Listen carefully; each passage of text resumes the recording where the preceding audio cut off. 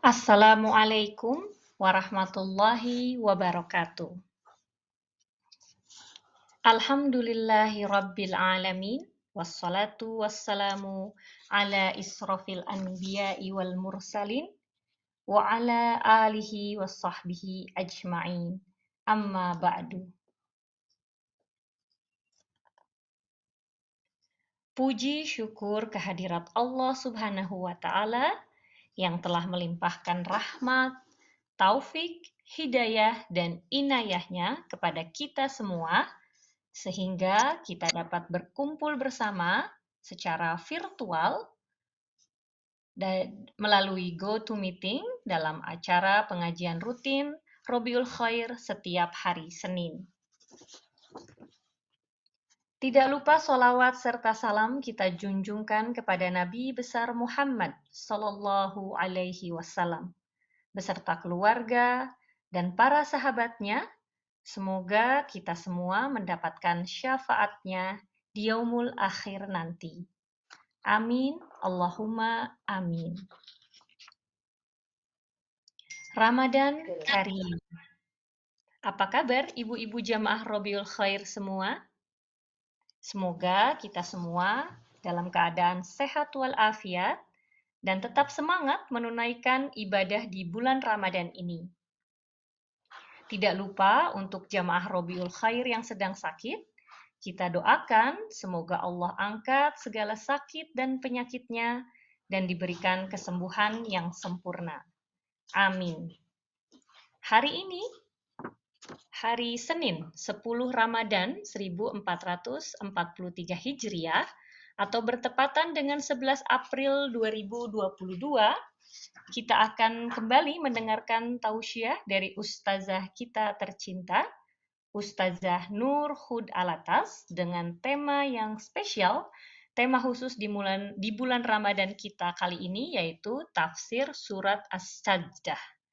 Untuk hari ini kita akan membahas mengenai tafsir surat As-Sajdah ayat ke-9 hingga ayat ke-15. Baik, sebelum dimulai, saya akan membacakan beberapa adab-adab dalam mengikuti kajian online kita hari ini. Yang pertama yaitu menghadirkan niat-niat mulia. Yang kedua, hadir dengan busana muslimah. Yang ketiga, menyiapkan buku catatan dan pena. Yang keempat, peserta diharapkan tidak mengaktifkan fitur mikrofon atau audio. Yang kelima, tidak merekam acara ini.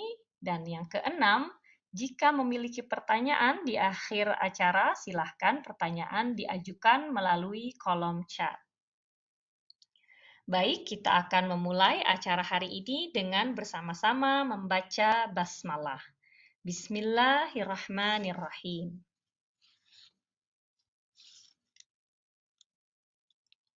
Para jamaah Robiul Khair, sambil menunggu Ustazah Nur hadir di tengah-tengah kita, saya akan memberikan beberapa pengumuman. Alhamdulillah, program sembako Ramadan yang diadakan oleh Robiul Khair sudah dialokasikan, sudah disalurkan di batch pertama, yaitu di daerah Palu, Bojonggede, atau Bojonggede Kota Bogor, di Papua, Ternate, Pontianak, Bali, Malang, dan Makassar. Alhamdulillah, semua daerah itu sudah tersalurkan. Minggu kedua, mungkin minggu kali ini, yaitu akan disalurkan ke daerah Situbondo, Banten, Garut, Palembang, Sumbawa, dan Kalimantan Selatan. Alhamdulillah, kita memasuki Ramadan hari ke-10, biiznillah. Semoga Allah mampukan kita menghadirkan hidangan buka puasa yang layak bagi saudara-saudara kita di seluruh pelosok tanah air di Indonesia. Saat kurma, teh manis hangat, kolak pisang, dan aneka gorengan diikuti nasi dan lauk pauk nan lengkap hadir di meja makan kita, sungguh mereka pun berhak mendapat penawar haus dan dahaga. Meski tidaklah sama, setidaknya layak bagi mereka. Bismillah, Allah Ta'ala mudahkan rizki kita semua. Amin ya Rabbal Alamin. Mari saya mengajak kepada seluruh jamaah Rabiul Khair untuk ikut menebar lebih dari 1000 kebaikan di bulan mulia. Silahkan jika ada yang masih ingin ikut kembali menyalurkan dana harga per paketnya yaitu 40 dirham, tapi bisa di dalam bentuk kurs mata uang yang lain, dalam bentuk rupiah atau yang lain, silahkan menghubungi panitia Rabiul Khair. Rasulullah Shallallahu Alaihi Wasallam adalah orang yang paling dermawan di antara manusia lainnya, dan beliau semakin dermawan di bulan Ramadan. Hadis riwayat Bukhari dan Muslim.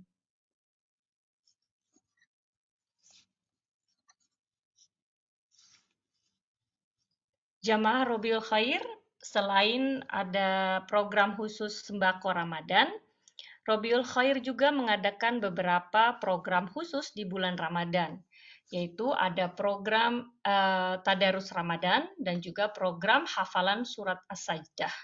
Semoga usaha kita dalam beribadah di bulan Ramadan ini kita berlomba-lomba bersama-sama untuk mencari pahala, mencari kebaikan dari Allah Subhanahu wa Ta'ala. Kita doakan semoga para jamaah yang mengikuti program-program Rabiul Khair khusus di bulan Ramadan ini dimampukan dan diberi kelancaran semuanya dalam menyelesaikan program ini di bulan Ramadan. Baik, saya cek dulu apakah Ustazah Nur sudah datang, sudah hadir di tengah-tengah kita? Alhamdulillah Ustazah Nur telah hadir di antara kita. Oh ya, alhamdulillah. Baik, ibu-ibu jamaah Rabiul Khair semua, Ustazah Nur telah hadir di antara kita semua. Kepada Ustazah Nur, saya persilahkan untuk memberikan tausiahnya. Terima kasih. Terima kasih Bu Feni, jazakillah khair. Suara jelas? Jelas sekali Ustazah. Oke, Assalamualaikum warahmatullahi wabarakatuh. Bismillahirrahmanirrahim. Alhamdulillah rabbil alamin. وبه نستعين على أمور الدنيا والدين والصلاة والسلام على سيدنا وشفيعنا رسول الله سيدنا محمد بن عبد الله عليه وعلى آله وعلى أصحابه وعلى أزواجه أزكى الصلاة وأتم التسليم وعلينا معهم وفيهم برحمتك يا أرحم الراحمين. رب اشرح لي صدري ويسر لي أمري واحلل عقدة من لساني يفقه قولي. سبحانك لا علم لنا إلا ما علمتنا إنك أنت العليم الحكيم. سبحان الله والحمد لله ولا إله إلا الله والله أكبر ولا حول ولا قوة إلا بالله العلي العظيم عدد كل حرف كتب أو يكتب أبد الآبدين ودهر الداهرين. الحمد لله والشكر لله. نويت التعلم والتعليم والتذكر والتذكير والنفع والانتفاع والإفادة والاستفادة والحث على التمسك بكتاب الله وسنة رسوله صلى الله عليه وآله وسلم والدعاء إلى الهدى والدلالة على الخير ابتغاء وجه الله ومرضاته وقربه وثوابه. اللهم إنا نسألك علما نافعا ورزقا طيبا وعملا متقبلا. Amin ya rabbal alamin. Alhamdulillah wa syukur lillah. Selamat pagi, selamat siang untuk ibu-ibu hadirat sekalian, jamaah Majlis Talim Rabiul Khair yang semoga dalam keadaan sehat walafiat, dimuliakan Allah Subhanahu wa taala, diterima amal ibadah kita, diberikan oleh Allah Subhanahu wa taala kita kekuatan untuk mempergunakan masa-masa yang mulia ini, saat-saat yang mulia ini yang kita punya di bulan suci Ramadan dalam kebaikan, dalam ridha Allah Subhanahu wa taala dan ridhanya Rasulullah sallallahu alaihi wasallam. Amin ya rabbal alamin. Entah bagaimana kita sudah sampai di hari ke-10 di bulan Ramadan. Entah bagaimana itu sudah 10 hari aja. Ini untuk kita yang di Abu Dhabi tentunya masing-masing ikut tanggalan negara masing-masing atau pengumuman di negara ibu-ibu dimanapun kalian berada. Di sini di Middle East kita sudah hari ke-10.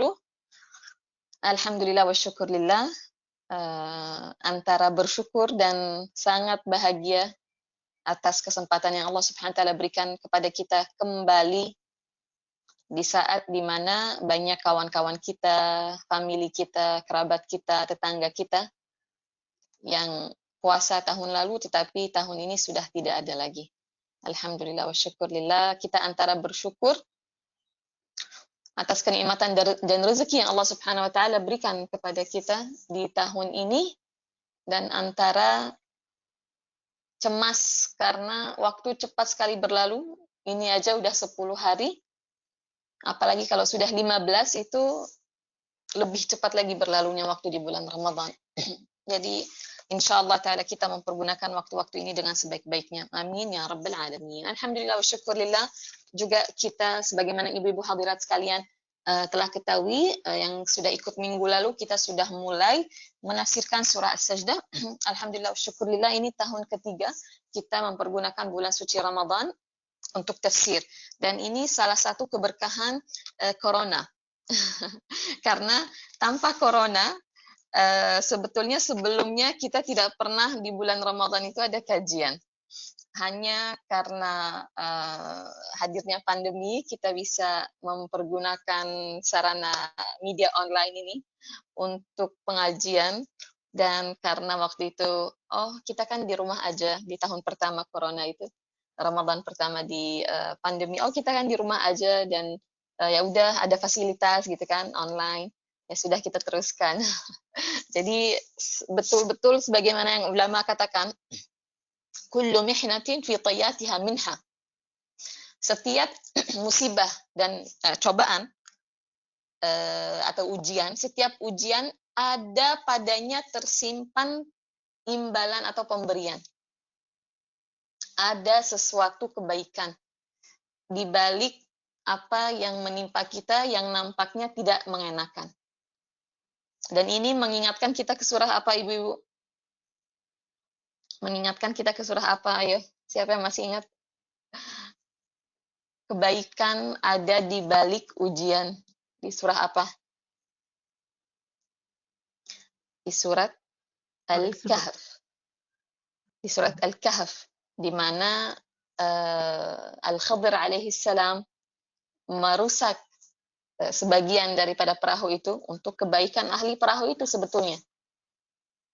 Di mana Al-Khadir alaihissalam sewaktu membunuh anak kecil itu yang belum baligh, ada sebetulnya kebaikan untuk orang tuanya dan untuk si anak itu sendiri.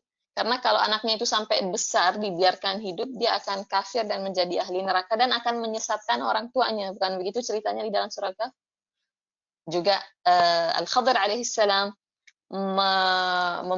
bukan membantu sih, beliau sendiri yang membetulkan dinding atau wall yang hampir rubuh, padahal ahli desa itu tidak ada yang menjamu mereka, tetapi masih diperlakukan dengan baik oleh Al-Khadir alaihissalam yang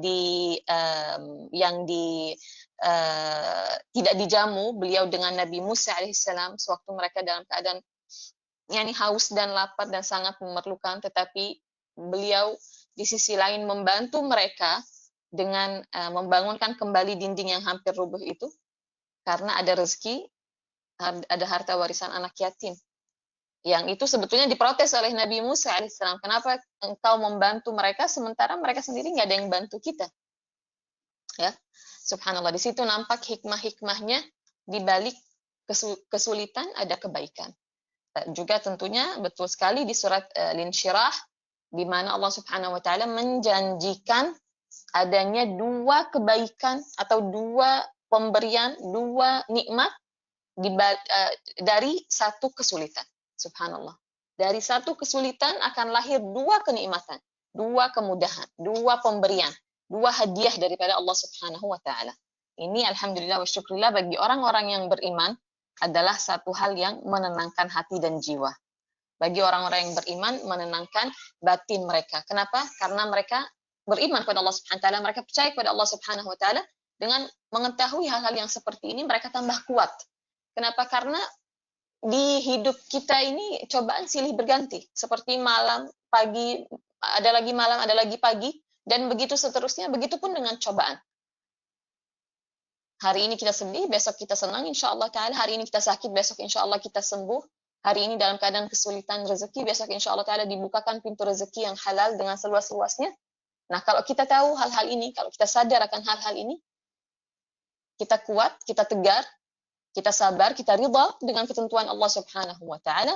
Kita teruskan hidup kita insya Allah ta'ala sampai akhir hayat kita dalam keadaan sabar dan kuat, sampai kita berjumpa dengan Allah Subhanahu wa ta'ala dan mendapatkan imbalannya. Amin ya Rabbal Alamin. Karena itu pentingnya memahami ayat-ayat suci Allah Subhanahu wa ta'ala. seperti yang saya katakan, mungkin di sini atau di majelis lain, membaca Al-Quran saja, hanya tilawah, hanya sekedar tilawah, tanpa memahami artinya, tanpa menghafalnya, itu saja sudah kebaikan yang besar. Karena satu huruf sabda Rasulullah SAW yang kalian baca daripada alif lam mim, setiap huruf kalian mendapatkan pahala. Alif adalah satu huruf dan berpahala, lam satu huruf dan berpahala, mim satu huruf dan berpahala. Dan pahala itu dilipat gandakan tergantung dengan situasi dan waktu. Kalau kita baca Al-Quran itu di dalam sholat, itu pahalanya luar biasa, lebih besar, berlipat ganda. Kalau Al-Quran kita baca dalam keadaan sholat dan berdiri, karena mungkin saya lagi sakit atau saya lagi males sholat sunnah berdiri, saya bisa duduk, itu kan boleh hukumnya. Saya sholat dan saya baca Al-Qurannya berdiri, pahalanya lebih besar lagi. Saya baca Al-Quran di luar sholat, dalam keadaan tidak berwudu, ada pahalanya. Dalam keadaan berwudu, di luar sholat ya, dalam keadaan berwudu, dan itu termasuk adabnya membaca Al-Quran, itu pahalanya lebih besar lagi. Itu baru satu huruf, baru alif. Kenapa? Karena ada di dalam Al-Quran. Karena firman Allah Subhanahu wa Ta'ala. Tilawah Al-Quran tanpa hafal, tanpa faham artinya sedikit pun, pahalanya besar. Bagaimana kalau tilawahnya dengan memahami ayat-ayat itu? Tentunya ini lebih indah. Dan pasti tidak sama yang faham dengan yang tidak faham. Allah Subhanahu wa Ta'ala menyatakan di dalam Al-Quran, "Qul hal yastawi alladhina ya'lamuna wal ladzina la ya'lamun." Katakan kepada mereka, wahai Muhammad, apakah memangnya sama orang yang tahu dan orang yang tidak tahu? Orang yang faham dengan orang yang tidak faham sama? Orang yang berilmu dengan orang yang tidak berilmu sama? Tidak sama. Tilawah Al-Quran tanpa faham satu kata pun, fadilahnya besar. Bagaimana kalau faham? Dan Allah Subhanahu wa Ta'ala, apakah bisa dibayangkan gitu, Allah menurunkan Al-Quran itu untuk hanya dibaca tanpa difahami? Masuk di akal itu? Bahwa Al-Quran itu diturunkan sekedar untuk dibaca? Nggak mungkin. Allah Subhanahu wa Ta'ala menurunkan Al-Quran ini sebagai pedoman bagi kita. Agar Al-Quran ini menjadi apa? Penuntun. Al-Quran itu menjadi guidance untuk selama kita hidup di bumi ini. Agar Al-Quran ini menjadi penolong, agar Al-Quran ini menjadi syafaat, agar Al-Quran menjadi obat. Maka alangkah baiknya kita faham apa yang kita baca, dan alhamdulillah wa syukurillah, tahun ini Allah Subhanahu wa Ta'ala berikan kita taufik untuk menafsirkan surah As-Sajdah. Sekali lagi, surah As-Sajdah adalah surah yang dibaca oleh Rasulullah Sallallahu Alaihi Wasallam setiap malamnya sebelum tidur, seperti surat Al-Mulk. Dan ajaibnya dua-duanya ini subhanallah kebetulan 30 ayat masing-masing, Al-Mulk dan As-Sajdah. Dan Al-Mulk adalah surat As-Sajdah, adalah surah yang berada di juz ke-21 di dalam Al-Quran. Di juz yang ke-21, urutannya surah yang ke-32, jumlah ayatnya 30 ayat saja, dijaga dibaca oleh Rasulullah Sallallahu Alaihi Wasallam setiap malamnya sebelum tidur. Ini menunjukkan kepada kita bahwasanya di dalam surah ini ada sesuatu sehingga Rasulullah menjaga surah ini setiap malamnya, dan insya Allah Ta'ala kita niat kita pun akan menjaga surah ini dengan kita baca dan kita amalkan sunnahnya Rasulullah Sallallahu Alaihi Wasallam setiap malamnya, insya Allah Ta'ala. Amin ya Rabbal Alamin. Dibaca setiap malam. Dari setelah maghrib silahkan dibaca kapan saja sampai sebelum tidur. Kalau misalnya ada di antara kita yang sudah hafal, alhamdulillah wa syukurillah, bisa dibaca di ba'diyah Isya misalnya. Bisa dibaca di sholat Isya kalau mau dibagi dua, atau di ba'diyah Isya. Sholat sunnah setelah sholat Isya dibagi dua, atau alhamdulillah wa syukurillah kita sekarang punya Masya Allah kelapangan dan kelonggaran di dalam sholat.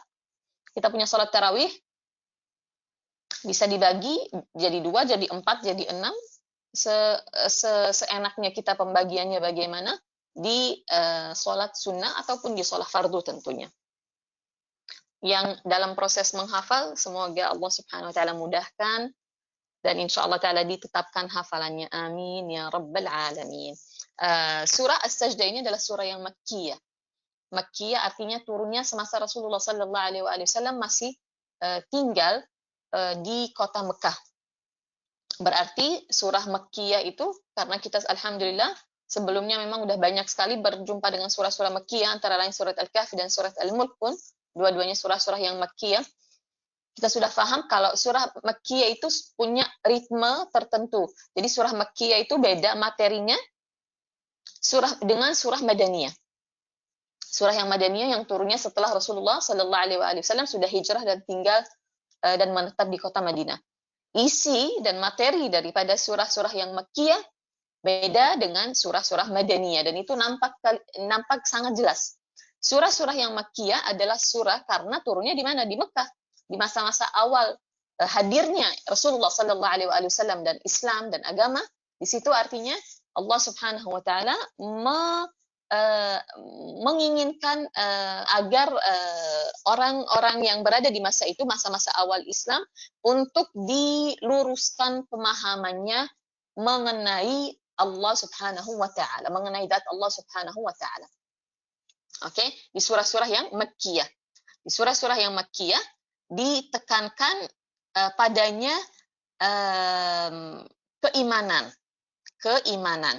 Karena itu surah-surah Makkiyah kalau kita perhatikan isinya semuanya tanda-tanda kebesaran Allah Subhanahu wa taala, alam semesta, penciptaan langit, bumi, manusia, asal-usul penciptaan manusia, dari apa? Mengenai zat Allah Subhanahu wa taala, mengenai keesaan Allah Subhanahu wa taala misalnya, mengenai bahwasannya Allah Subhanahu wa taala mempunyai sifat mampu, sifat ilmu, sifat kuasa, misalnya tabarakalladzi biyadihil mulk. Al-mulk itu adalah kepemilikan atau kekuasaan. Ya kan? Jadi surah-surah yang Makkiyah ini kental sekali dengan keimanan. Kenapa? Turunnya di saat-saat orang-orang itu sudah lama sekali tidak mendapatkan pembimbing atau penuntun atau nabi atau rasul atau buku suci yang kita bicarakan waktu itu ahlul fatrah, dan karena di antara mereka kental sekali menyembah berhala. Maka Allah Subhanahu wa taala pertama-tama ingin meluruskan keimanan mereka dan memperkenalkan zatnya yang agung, yang mulia kepada mereka. Yang pertama-tama mendengarkan Al-Qur'an. Jadi Al-Qur'an, surah-surah yang Makkiyah ini turun untuk meluruskan masalah keimanan.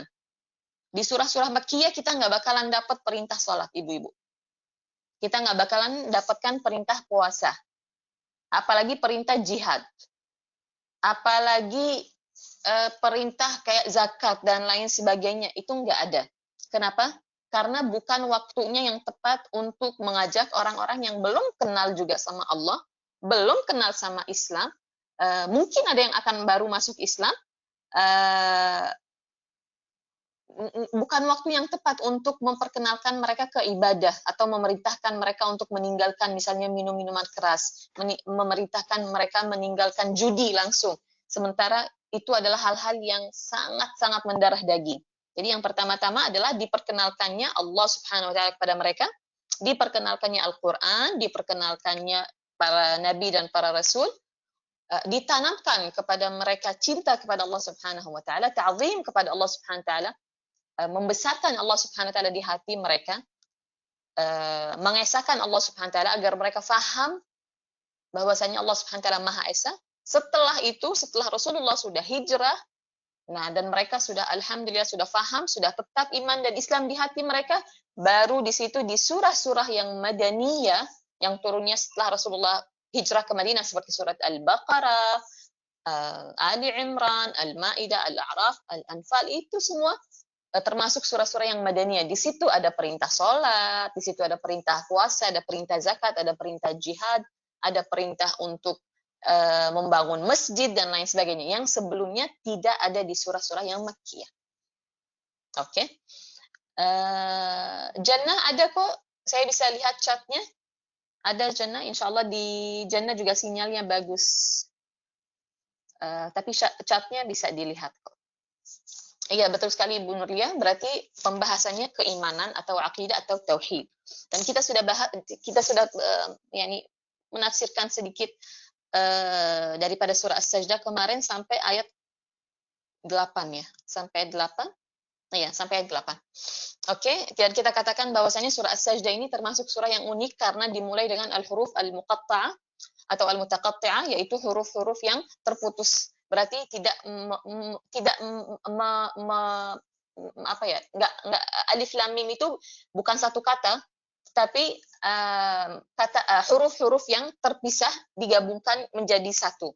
Apa maknanya? Apa artinya? Ulama berbicara luas sekali tentang al-huruf al-muqatta'ah ini, tetapi yang mengetahui makna yang sebenar-benarnya daripada al-huruf al-muqatta'ah seperti alif lam mim, seperti yasin, seperti taha, seperti hamim, seperti apalagi nun, wal qalam wa masturun, seperti sad, seperti tasin, seperti tasin mim, kaf ha ya ain sad, ain sin qaf, yang mengetahui arti sebenar-benarnya hanya Allah Subhanahu wa taala. Sebagaimana yang ulama katakan, ulama masing-masing berijtihad, berusaha memahami walaupun yani apa ya, baunya aja itu istilahnya, yani daripada alif lam mim apa ya kira-kira, daripada yasin, daripada taha. Misalnya yasin dan taha, seperti yang kita tahu banyak sekali ulama yang mengatakan yasin dan taha adalah nama panggilan Rasulullah sallallahu alaihi wasallam. Itu tentunya ada referensinya, tetapi makna yang hakiki di balik al-huruf al-muqatta'ah atau huruf-huruf yang terpotong ini, alif lam mim, ha mim, yasin, taha, hanya Allah Subhanahu wa taala yang mengetahuinya. Insyaallah taala akan kita fahami makna yang sebenar-benarnya yang Allah Subhanahu wa taala letakkan di huruf-huruf ini pada hari kiamat nanti. Lalu alif lam mim terulang di dalam Al-Qur'an, ada 6 surah di dalam Al-Qur'an yang dimulai dengan alif lam mim. Kalau nggak salah 4 di antara mereka setelah alif lam mim pembahasannya adalah langsung Al-Qur'an, Al-Kitab. Ini menunjukkan kemuliaannya Al-Qur'anul Karim yang adalah mukjizatnya Rasulullah sallallahu alaihi wasallam yang abadi, dijaga oleh Allah Subhanahu wa taala. Allah Subhanahu wa taala berfirman, "Inna nahnu nazzalna dzikra", sesungguhnya kami yang menurunkan kitab ini yang dinamakan oleh Allah Az-Dzikr. Wa inna lahu lahafizun, dan kamilah yang akan menjamin perlindungannya atau menjaganya. Jadi Al-Quran itu tidak ada yang bisa merubahnya, tidak ada yang bisa mengurangi apapun, tidak ada yang bisa menambah apapun padanya. 8 ayat pertama sudah alhamdulillah wa syukurillah.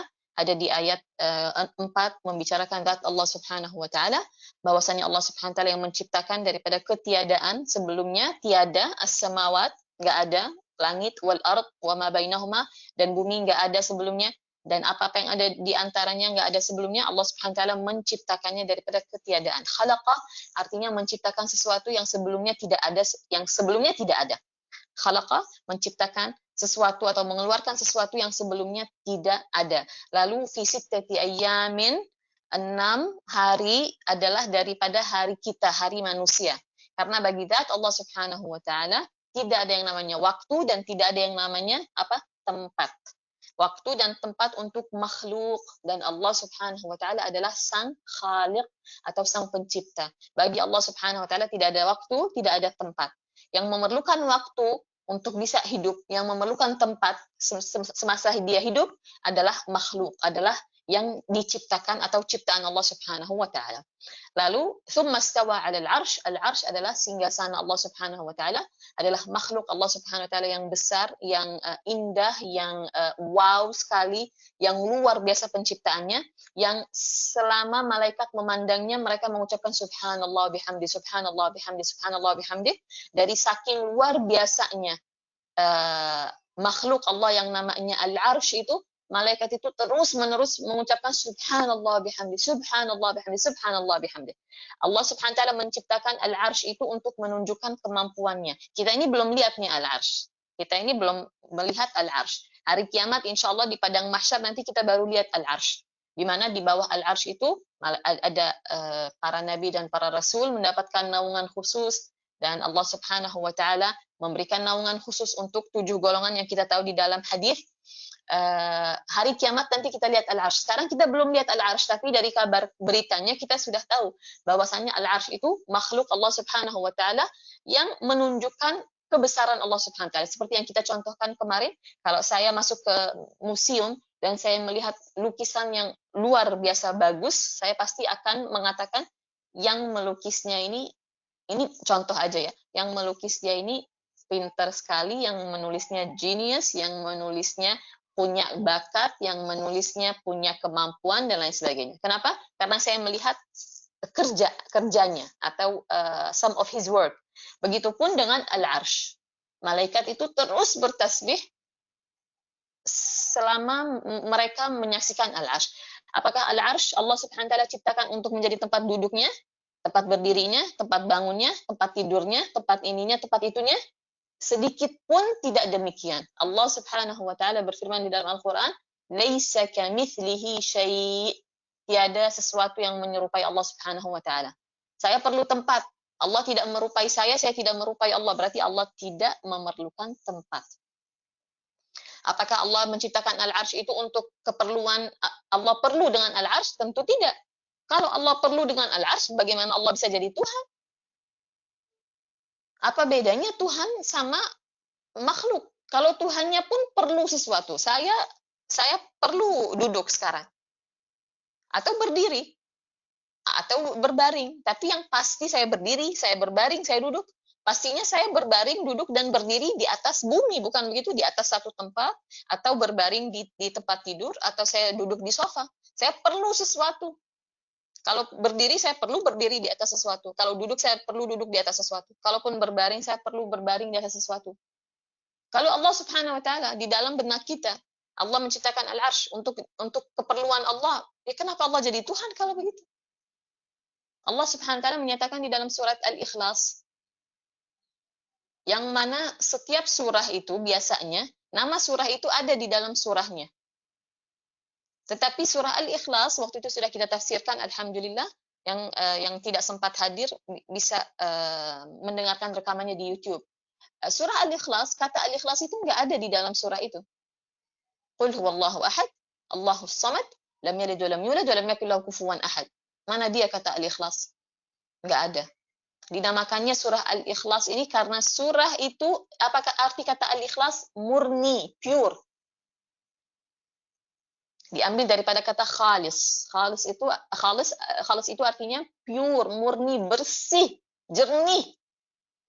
Kenapa? Karena surah itu yang akan menjadikan akidah kita bersih, jernih, pure terhadap zat Allah Subhanahu wa taala. Karena surah ini yang akan membersihkan benak kita daripada pikiran-pikiran yang tidak layak menyangkut Allah Subhanahu wa taala. Karena surah itu yang akan menjadikan hati kita ikhlas, bersih, jernih, pure dalam mengesahkan Allah Subhanahu wa taala. Apa yang Allah katakan di dalam surah itu?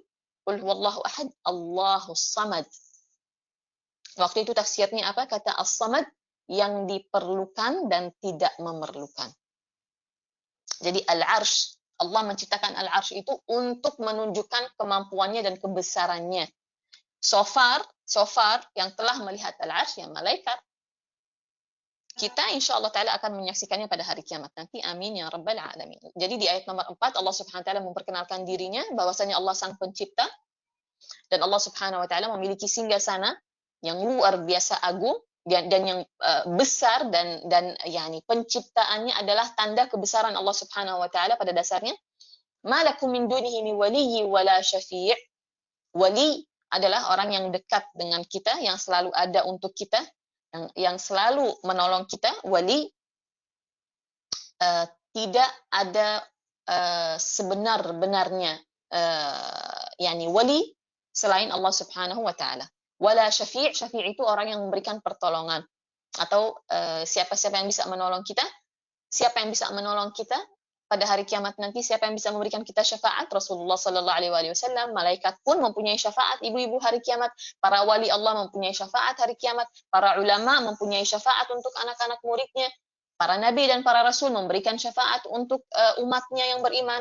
Anak yang meninggal sebelum baligh memberikan syafaat untuk orang tuanya, bukan begitu? Yang meninggal syahid memberikan syafaat, bukan begitu? Mereka semua menjadi pemberi syafaat setelah izin daripada Allah Subhanahu wa taala. Jadi dekat dengan kita, Allah Subhanahu wa taala yang sebenar-benarnya dekat dengan kita, yang tidak akan meninggalkan kita kecuali kita meninggalkannya.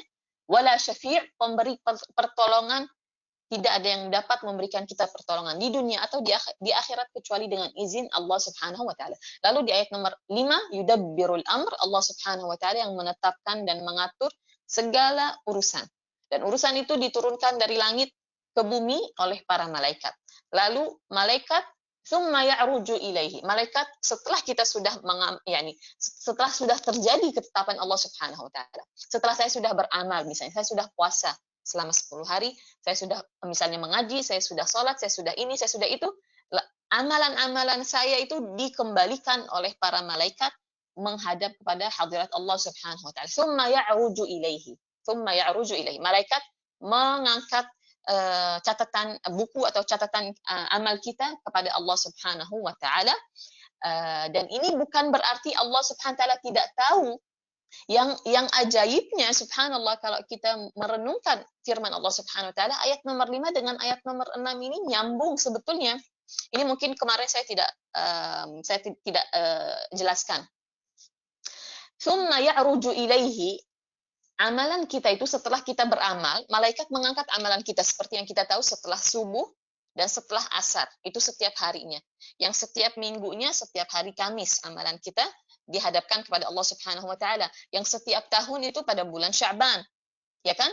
Ada juga yang mengatakan pada Lailatul Qadar.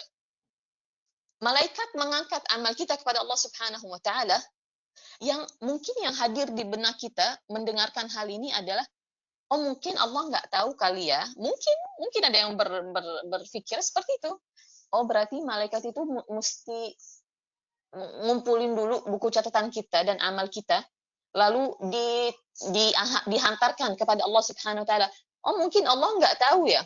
Loh, makanya Allah Subhanahu wa taala menghadirkan ayat nomor 6 setelah ayat nomor 5 ini.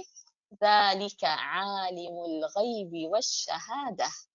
Dialah Allah, ketahuilah siapa Tuhanmu. Ketahuilah siapa Tuhanmu. Alimul ghaibi wasyahadah. Yang mengetahui apa-apa yang tidak nampak bagi kalian, apalagi yang nampak bagi kalian. Semuanya bagi Allah Subhanahu wa taala jelas. Supaya tidak ada yang salah paham dengan ayat nomor 5, dikira malaikat itu kalau nggak naikin catatan kita, Allah nggak bakalan tahu. Allah sudah tahu sebelum malaikatnya naik turun ini itu Allah Subhanahu wa taala sudah tahu. Karenanya ditekankan kembali di ayat nomor 6, zalika alimul ghaibi wasyahadah. Yang bagi kalian nampak, yang bagi kalian tidak nampak, bagi Allah Subhanahu wa taala alimu. Alimu itu apa? Sudah tahu. Sudah tahu. Allah Subhanahu wa taala sudah tahu. Terus buat apa malaikat naik turunin amal? Buat apa malaikat naik turunin amal? Ini satu hal yang sebetulnya tertuju untuk kita. Malaikat itu mencatat dan menaikkan catatan kita atau menghantarkan catatan kita kepada hadirat Allah Subhanahu wa taala, itu sebetulnya untuk kita. Untuk apa? Agar kita ini berhati-hati, agar kita ini merasakan kita ini dipantau. Agar kita ini merasa dan faham bahwasanya kita ini sedang dipantau. Kita ini ada CCTV dari kita balik sampai kita menghembuskan nafas terakhir. Bukankah di dunia juga begitu? Bukankah di dunia juga begitu kalau ada satu kantor, satu perusahaan, ada pegawai itu seminggu sekali misalnya atau pada setiap akhir bulan wajib menghantarkan kepada atasannya apa-apa update yang selama 1 bulan itu telah berjalan daripada pekerjaan, daripada kontrak kerja misalnya telah ditandatangani, whatever, apa yang sudah terjadi selama 1 bulan atau 1 minggu, dihantarkan kepada atasannya untuk dicek kembali, bukan begitu? Diberikan update, dan si atasan ini punya atasan lagi. Dan dihantarkan kepadanya supaya dia melihat bagaimana semua telah berjalan sesuai dengan rencana, semua pegawai telah menjalankan kewajibannya masing-masing. Betul, weekly report, monthly report, ada yang yearly report, ya kan? Itu semua memberikan kita perasaan apa? Kita sebagai pegawai ini, agar kita terus bekerja agar kita punya merasa kita ini diawasi dan kita punya responsibility. Begitupun dengan malaikat mengantarkan catatan amal kita kepada Allah Subhanahu wa taala. Kalau bos di pekerjaan atau atasan di kantor, memang dia tidak tahu memang apa yang terjadi kecuali telah diberikan report itu. Tapi Allah Subhanahu wa taala laisa kamitslihi syai', yang tidak menyerupai makhluknya dan tidak ada yang menyerupainya, Allah memang sudah tahu terlebih dulu. Ini untuk kita aja nih, supaya kalau datang hari Kamis, kita ingat, oh buku amal catatan saya akan diangkat nih hari ini. Oh mau puasa deh, karena kalau puasa insya Allah semua Allah Subhanahu wa ta'ala akan terima. Kalau puasa, apa-apa yang nggak bagus di catatan saya semua digugurkan oleh Allah Subhanahu wa ta'ala. Oh misalnya datang bulan Sya'ban, oh kita saling minta maaf, jangan sampai ada yang durhaka ke orang tuanya, minta maaf kepada orang tuanya, silaturahim jangan sampai terputus. Kalau ada salah-salah minta maaf, kenapa? Buku catatannya mau diangkat. Begitupun dengan setelah subuh dan setelah asar, karena itu ada zikir pagi, zikir sore, kita diminta untuk berzikir agar buku catatan kita ini diangkat. Nanti Allah tanya ke malaikatnya, lagi apa? Si Nur misalnya, lagi apa si Dewi? Oh lagi baca, lagi ngaji, oh lagi baca zikir, oh lagi puasa. Masya Allah, di situ diberikan banyak keringanan. Allah sudah tahu apa atau tidak tahu, atau Allah nunggu dulu report dari malaikat? Enggak. Dzalika alimul ghaibi wasyahadah. Dialah Allah, kenali Tuhanmu siapa? Tuhanmu kayak apa sifatnya dan zatnya dan kesempurnaannya? Semua diketahui oleh Allah Subhanahu wa taala yang menciptakan kita di ayat nomor 7. Awal penciptaan manusia Nabi Adam alaihissalam daripada tin, daripada mad atau air yang dicampur dengan tanah. Tsumma ja'ala naslahu min sulalatin min ma'in mahin. Lalu keturunannya diteruskan dari Nabi Adam alaihissalam sampai hari ini, bagaimana bisa adanya terciptanya makhluk, lahirnya makhluk dari mana? Dari Nabi Adam alaihissalam, setelah adanya Nabi Adam alaihissalam dengan perantara apa? Dengan perantara air mani, yaitu mimma'in mahin, air mahin yang hina, yang tidak ada harganya, yang tidak ada yang mau melihatnya atau menyentuhnya. Ini adalah asal muasal daripada penciptaan manusia. Dan di sini juga nampak kebesaran Allah Subhanahu wa taala yang menciptakan manusia pertama daripada tin, daripada tanah, daripada air dan tanah. Lalu setelah itu manusia diciptakannya dari perantara lelaki dan perempuan, daripada air mani dan telur. Tetapi bagi Allah Subhanahu wa taala semuanya mudah dan semuanya mungkin, sehingga kalau kita perhatikan memang semua makhluk yang lahir, semua janin atau bayi yang lahir dari ibu dan bapak. Tapi bukankah ada manusia yang lahir dari ibu saja? Ada. Walaupun itu jarang, walaupun itu bukan hukum alam, tetapi bagi Allah Subhanahu wa taala semuanya mungkin, tidak ada yang mustahil. Siapa yang lahir dari ibu saja tanpa bapak? Nabi Isa alaihissalam.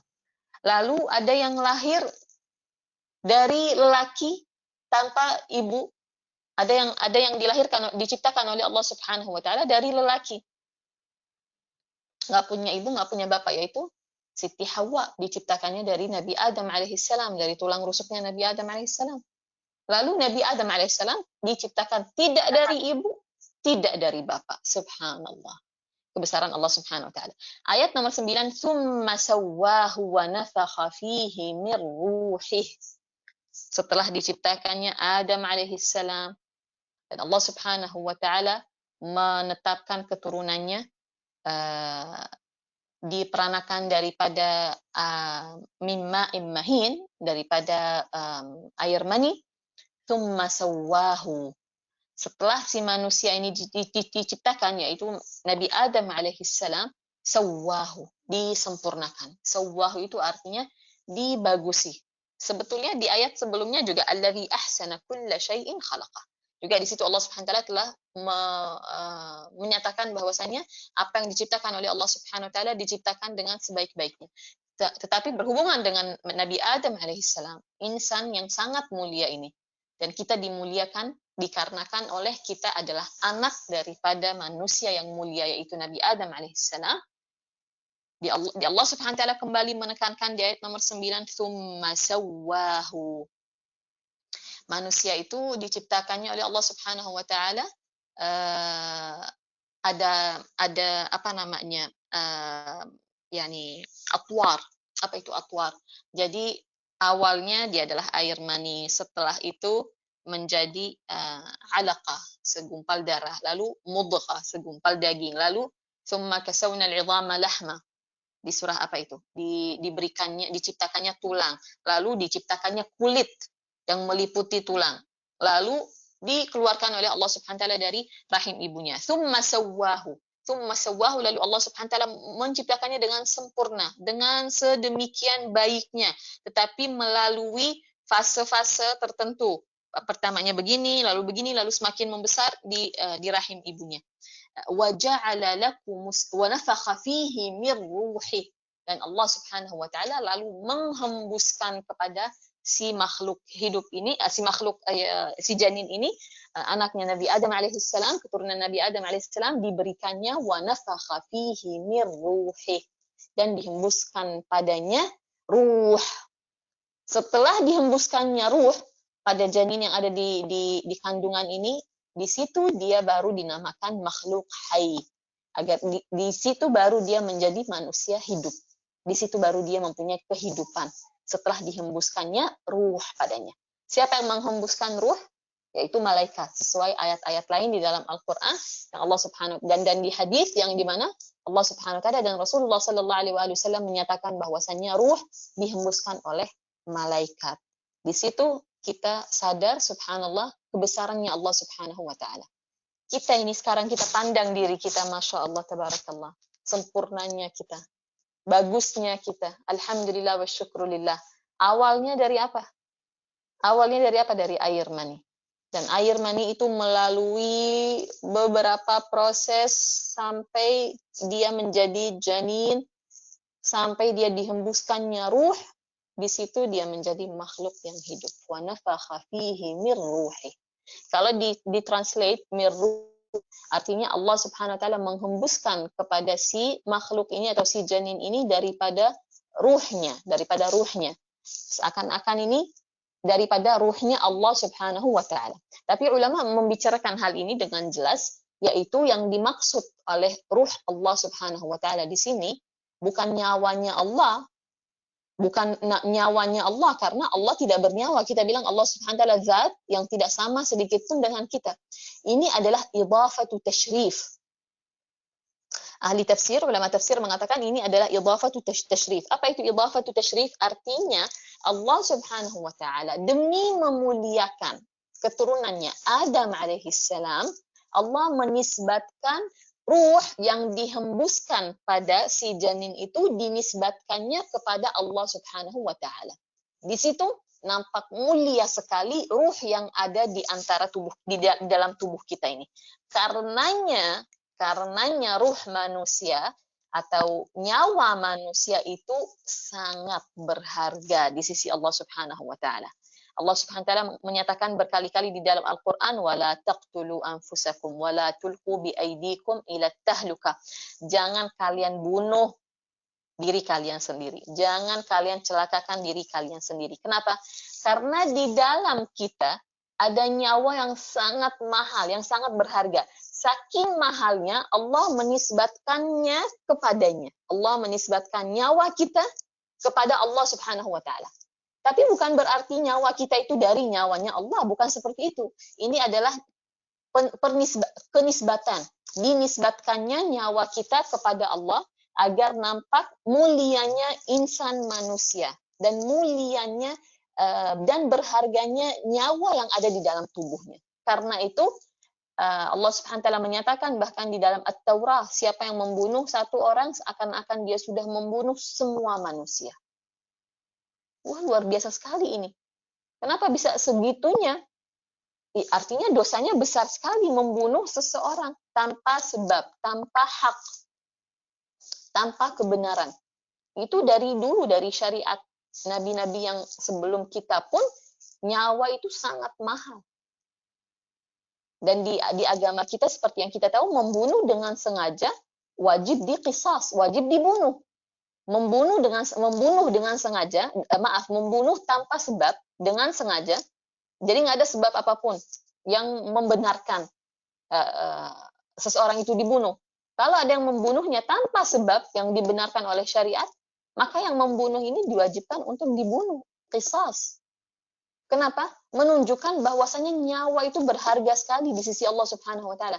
Nah, saking berharganya sampai-sampai Allah menisbatkan nyawa itu kepada zatnya yang mulia.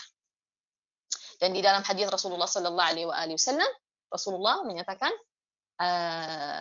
yujma'u khalqu ahadukum fi batni ummihi. Manusia itu awal penciptaannya di dalam rahim ibunya 40 hari dia adalah segumpal darah. Dan ini ajaib sekali, Rasulullah menyatakan hal ini 1400 tahun yang lalu. 1400 tahun yang lalu. Tahu dari mana Rasulullah proses penciptaan pembentukan manusia di dalam rahim? Karena itu sahabat yang meriwayatkan hadis ini, sahabat Abdullah bin Mas'ud radhiyallahu anhu, sebelum menyampaikan hadis ini yang dia dengar daripada Rasulullah sallallahu alaihi wasallam, sahabat Abdullah bin Mas'ud ini yang meriwayatkan hadis ini mengatakan as-sadiqul masduq. Aku mendengar hadis dari orang yang paling terpercaya, yang paling jujur. Kenapa? Karena sahabat Abdullah bin Mas'ud pun untuk menyampaikan hadis itu masih istilahnya mereka itu shock dan terheran-heran. Ini membicarakan satu hal yang berkaitan dengan ilmu medis 1400 tahun lalu. Siapa yang memberitahukannya? Allah Subhanahu wa taala. Itu tanda bahwasanya Rasulullah benar-benar utusan daripada Allah Subhanahu wa taala. Beliau bersabda, setiap manusia itu 40 hari pertama dibentuk setelah pembentukan, setelah air mani bercampur dengan telur, 40 hari pertama dia adalah alaqah, dia adalah segumpal darah. Lalu 40 hari kemudian dia adalah mudghah. Lalu setelah 40 hari kemudian dia dihembuskan padanya ruh oleh malaikat. Jadi malaikat yang menghembuskan ruh.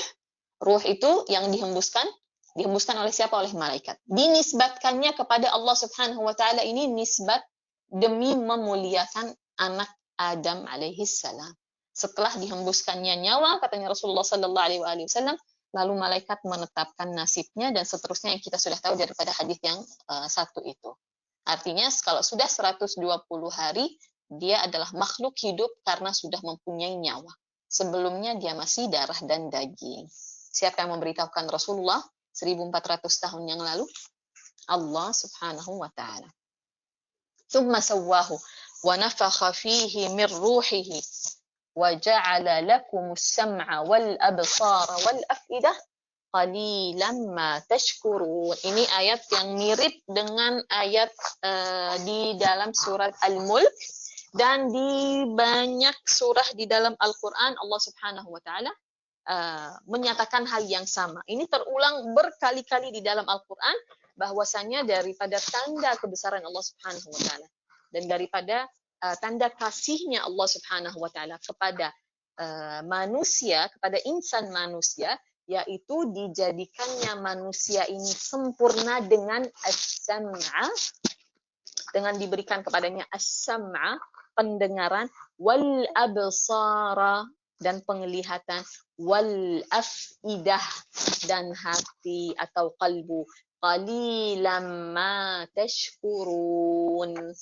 Sayangnya, walaupun dengan nikmat yang begitu besar, pemberian yang begitu indah, yang begitu bagus, qalilan ma tashkurun. Sedikit sekali kalian, wahai hamba-hambaku, bersyukur atas nikmat-nikmat itu. Atas nikmat diciptakan dari ketiadaan, atas nikmat dihembuskannya pada tubuh kalian nyawa, sehingga kalian menjadi makhluk hidup. Sedikit sekali kalian berterima kasih dan bersyukur kepada Allah Subhanahu wa taala atas nikmat pendengaran. Sedikit sekali kalian bersyukur atas nikmat penglihatan. sedikit sekali kalian bersyukur atas nikmat diberikannya hati. Al-afidah bisa dibilang hati, bisa qalbu, bisa dibilang juga akal. Kita di sini diingatkan oleh Allah Subhanahu wa taala untuk bersyukur kepadanya. Alhamdulillah wa syukurillah. Memang kapan sih kita pernah bersyukur kalau kita ini punya ruh? Kayaknya kita nggak pernah deh bersyukur kita punya ruh. Karena kita mensyukuri hal-hal yang kita lihat biasanya. Ya. Biasanya kita cenderung mensyukuri nikmat yang nampak oleh mata. Sementara yang tidak nampak oleh mata, katanya ulama, lebih besar dan lebih banyak nikmat Allah Subhanahu wa taala yang tidak nampak. Kenapa? Karena banyaknya pertolongan Allah Subhanahu wa taala yang tidak ada gambarannya. Pertolongan Allah Subhanahu wa taala kepada kita di saat kita dalam keadaan kesulitan. Bahkan sebelum kesulitan itu hadir, terkadang Allah Subhanahu wa taala mengangkatnya karena kita sedekah, karena kita telah membaca dzikir pagi sore, karena kita didoakan orang tua dan lain sebagainya. Ada bala atau bencana atau ujian yang sudah hampir mengenai kita, yang sudah dicatat dan sudah hampir mengenai kita, diangkat oleh Allah Subhanahu wa taala. Itu kita tidak tahu menahu. Kita nggak tahu sebetulnya sudah dicatatkan bala terhadap kita, dan kita tidak tahu bahwasannya bala itu alhamdulillah tidak sampai diturunkan, sudah diangkat terlebih dulu. Karena itu katanya ulama, nikmat Allah Subhanahu wa taala kepada kita yang tidak kita ketahui jauh lebih banyak daripada yang kita ketahui. Jadi gimana nih ibu-ibu?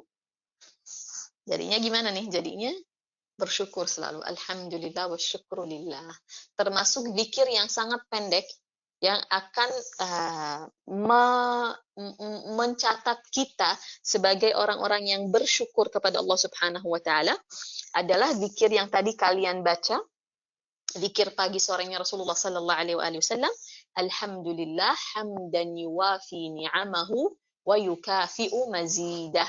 Zikir yang itu kalau kita baca pada waktu pagi hari, artinya alhamdulillah tercatat kita sudah mensyukuri seluruh nikmat Allah Subhanahu wa taala selama dari pagi sampai sore. Kalau kita baca lagi sore hari, alhamdulillahirabbil alamin hamdan yuwafi ni'amahu wa yukafi'u mazidah 3 kali, sudah tercatat kita sudah menjalankan kewajiban syukur kita dari sore sampai pagi. Juga di samping sholat duha. Sholat duha 2 rakaat katanya Rasulullah sallallahu alaihi wasallam, siapa yang menjalankannya tercatat dia sudah menjalankan kewajiban bersyukurnya kepada Allah Subhanahu wa taala dalam harinya itu. Oke, zikir pagi sore, alhamdulillahirabbil alamin, hamdan yuwafi ni'amahu wa yukafi'u mazidah, plus juga sholat duha. Bisa ditulis insyaallah. Insyaallah ditulis.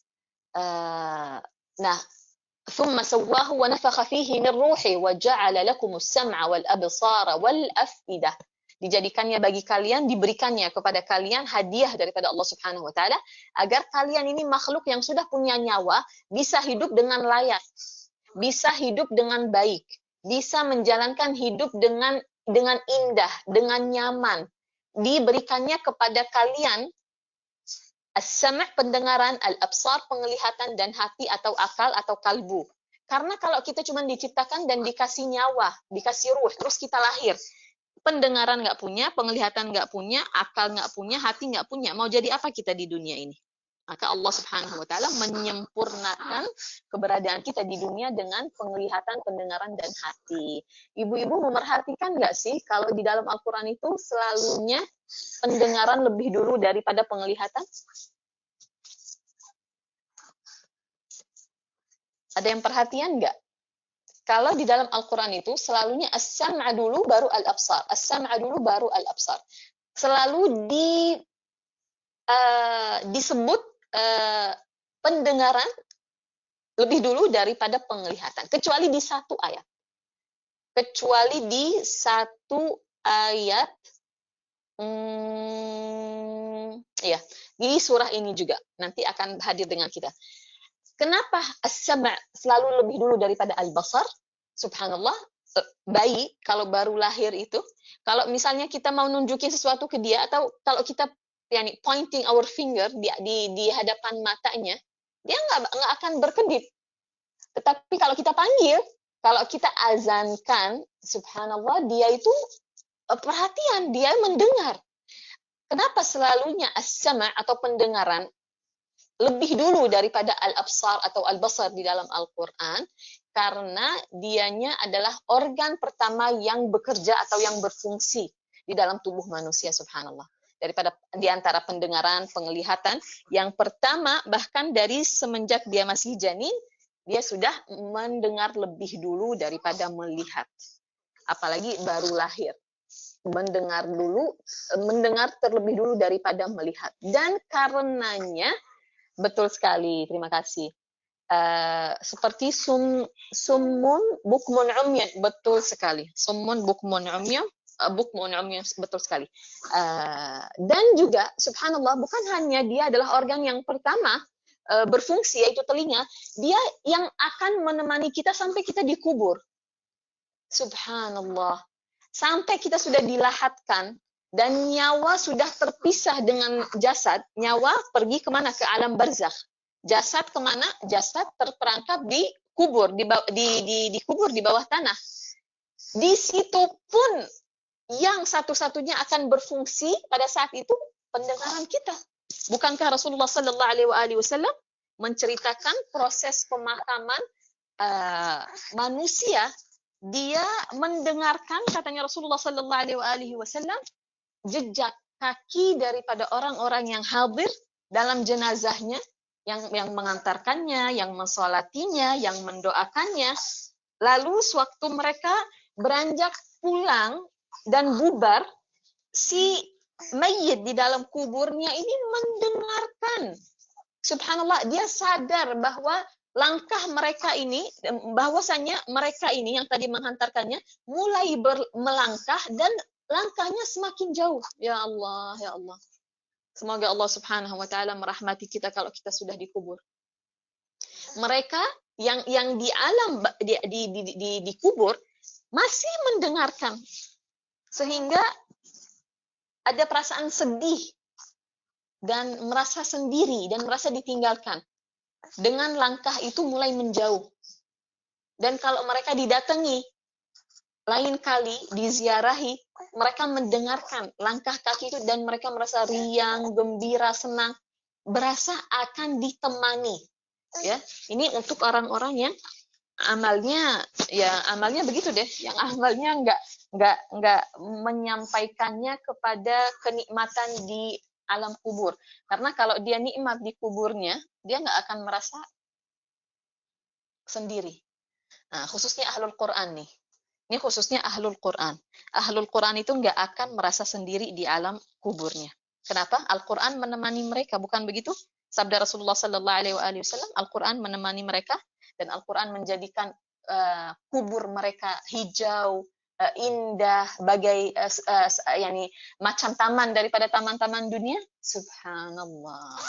Karena itu selalunya kita mendekatkan diri kita dengan Al-Quran dan kepada Al-Quran. Amin ya Rabbal Alamin. InsyaAllah Al-Quran menjadi penolong dan pemberi syafaat dan peneman kita di alam kubur. Amin ya Allah. Amin ya Rabb. ثم سواه ونفخ فيه من روحه وجعل لكم السمع والأبصار والأفئدة قليلا ما تشكرون. Insyaallah taala kita menjadi di antara yang sedikit tetapi yang pandai bersyukur. Amin ya Rabbal Alamin. Amin ya Allah. Siapa yang kita pernah tahu ceritanya? Subhanallah. Ini kenapa as-sama' lebih dulu? Kenapa yang Allah Subhanahu wa taala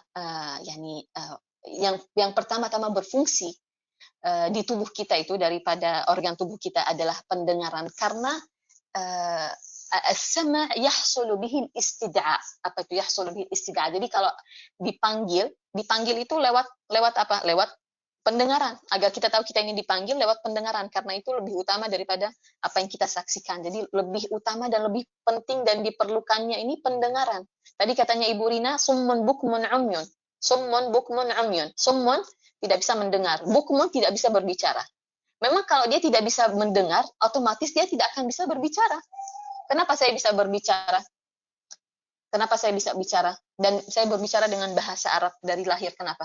Karena itu yang saya dengar di rumah. Yang saya dengar di rumah dari abah dan umi saya bicara bahasa Arab. Karena saya mendengar pembicaraan itu, lalu saya bisa mengikutinya, saya bisa menyamainya. Karena itu summun bukmun umyun. Yang pertama summun, nggak bisa mendengar. Kenapa nggak bisa mendengar? Karena bukmun. Karena dia tidak bisa mendengar, tidak bisa berbicara karena tidak pernah mendengarkan sebelumnya. Siapa cerita yang pernah kita yang diceritakan di sini bersama-sama, yang Allah Subhanahu wa taala istilahnya meniadakan pendengaran mereka untuk beberapa waktu. Waktunya 300 tahun lebih, tapi betul sekali di surat Al-Kahf Allah Subhanahu wa taala ini juga bukan hukum alam yang normalnya, tapi yaitu bagi Allah Subhanahu wa taala tidak ada yang mustahil. Fadarabna ala adhanihim fil kahfi sinina adada. Sewaktu Allah Subhanahu wa taala hendak menidurkan mereka, karena Allah sudah menetapkan mereka akan tidur 300 tahun lebih. Dan orang yang tidur itu masih bisa dengar apa enggak normalnya? Masih bisa mendengarkan, ya kan? Allah Subhanahu wa taala mau mereka tidur yang benar-benar enggak terganggu oleh apapun. Karena mereka ini bukan tidur istirahat semalam seperti kita 7 jam, 9 jam, 6 jam, bukan tidur yang seperti itu. Ini tidur yang berkepanjangan, ini tidur yang ada ceritanya nanti. Makanya Allah Subhanahu wa taala berfirman di dalam surat Al-Kahf, fadarabna ala adhanihim. Darabna itu artinya dihilangkan, ditiadakan.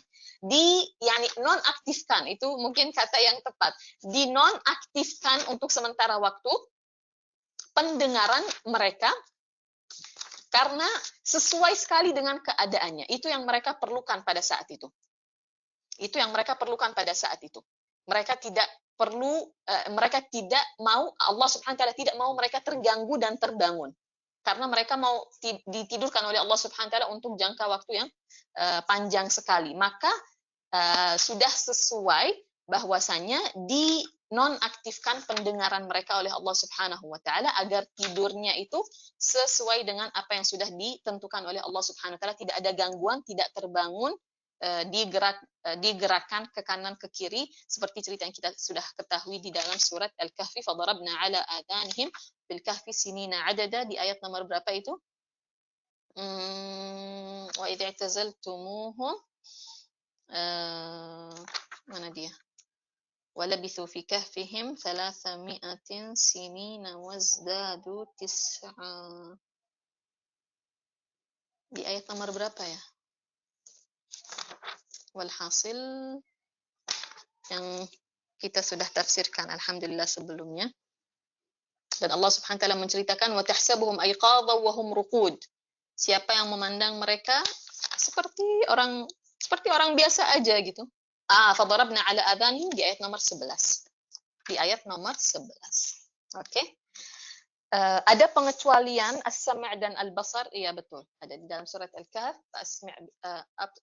di ayat di as-sajdah ada, di Al-Kahfi absir bihi wa asma'. Betul sekali. Insyaallah taala akan kita bicarakan itu nanti. Oke. ثم سواه ونفخ فيه من روحه وجعل لكم السمع والأبصار والأفئدة قليلا ما تشكرون وقالوا أإذا ضللنا في الأرض أإنا لفي خلق جديد. Nah, ini satu materi yang hampir bisa dibilang ada di semua surah Makkiyah, yaitu apa? Selain tanda kebesaran Allah Subhanahu wa taala, selain keesaan Allah Subhanahu wa taala, selain Allah memperkenalkan zat-Nya yang mulia kepada hamba-hambanya, selain tanda kebesaran Allah Subhanahu wa taala di alam semesta, selalu materi yang hampir selalu ada di surah Makkiyah adalah pembahasan tentang apa? Kebangkitan. Kenapa? Karena pada masa Rasulullah sallallahu alaihi wasallam hadir dan berdakwah, kebanyakan orang tidak percaya akan adanya hari kebangkitan. Karena itu mereka di dunia itu istilahnya apa? We only live for once. Jadi kacau balau deh hidupnya. Kenapa? Alasannya kita hidup sekali aja. Jadi semuanya untuk berfoya-foya, semuanya untuk kenikmatan aja, maaf-maaf seperti hewan. Kenapa? Alasannya karena kita hidup cuma sekali aja. Padahal kita nggak hidup sekali loh. Kita nggak hidup sekali. Kita masih akan hidup lagi. Nah, orang-orang itu di masa-masa itu selalunya mereka menolak mempercayai atau tidak mempercayai kebangkitan atau adanya hari kebangkitan. Karenanya tidak ada semangat untuk amal baik dan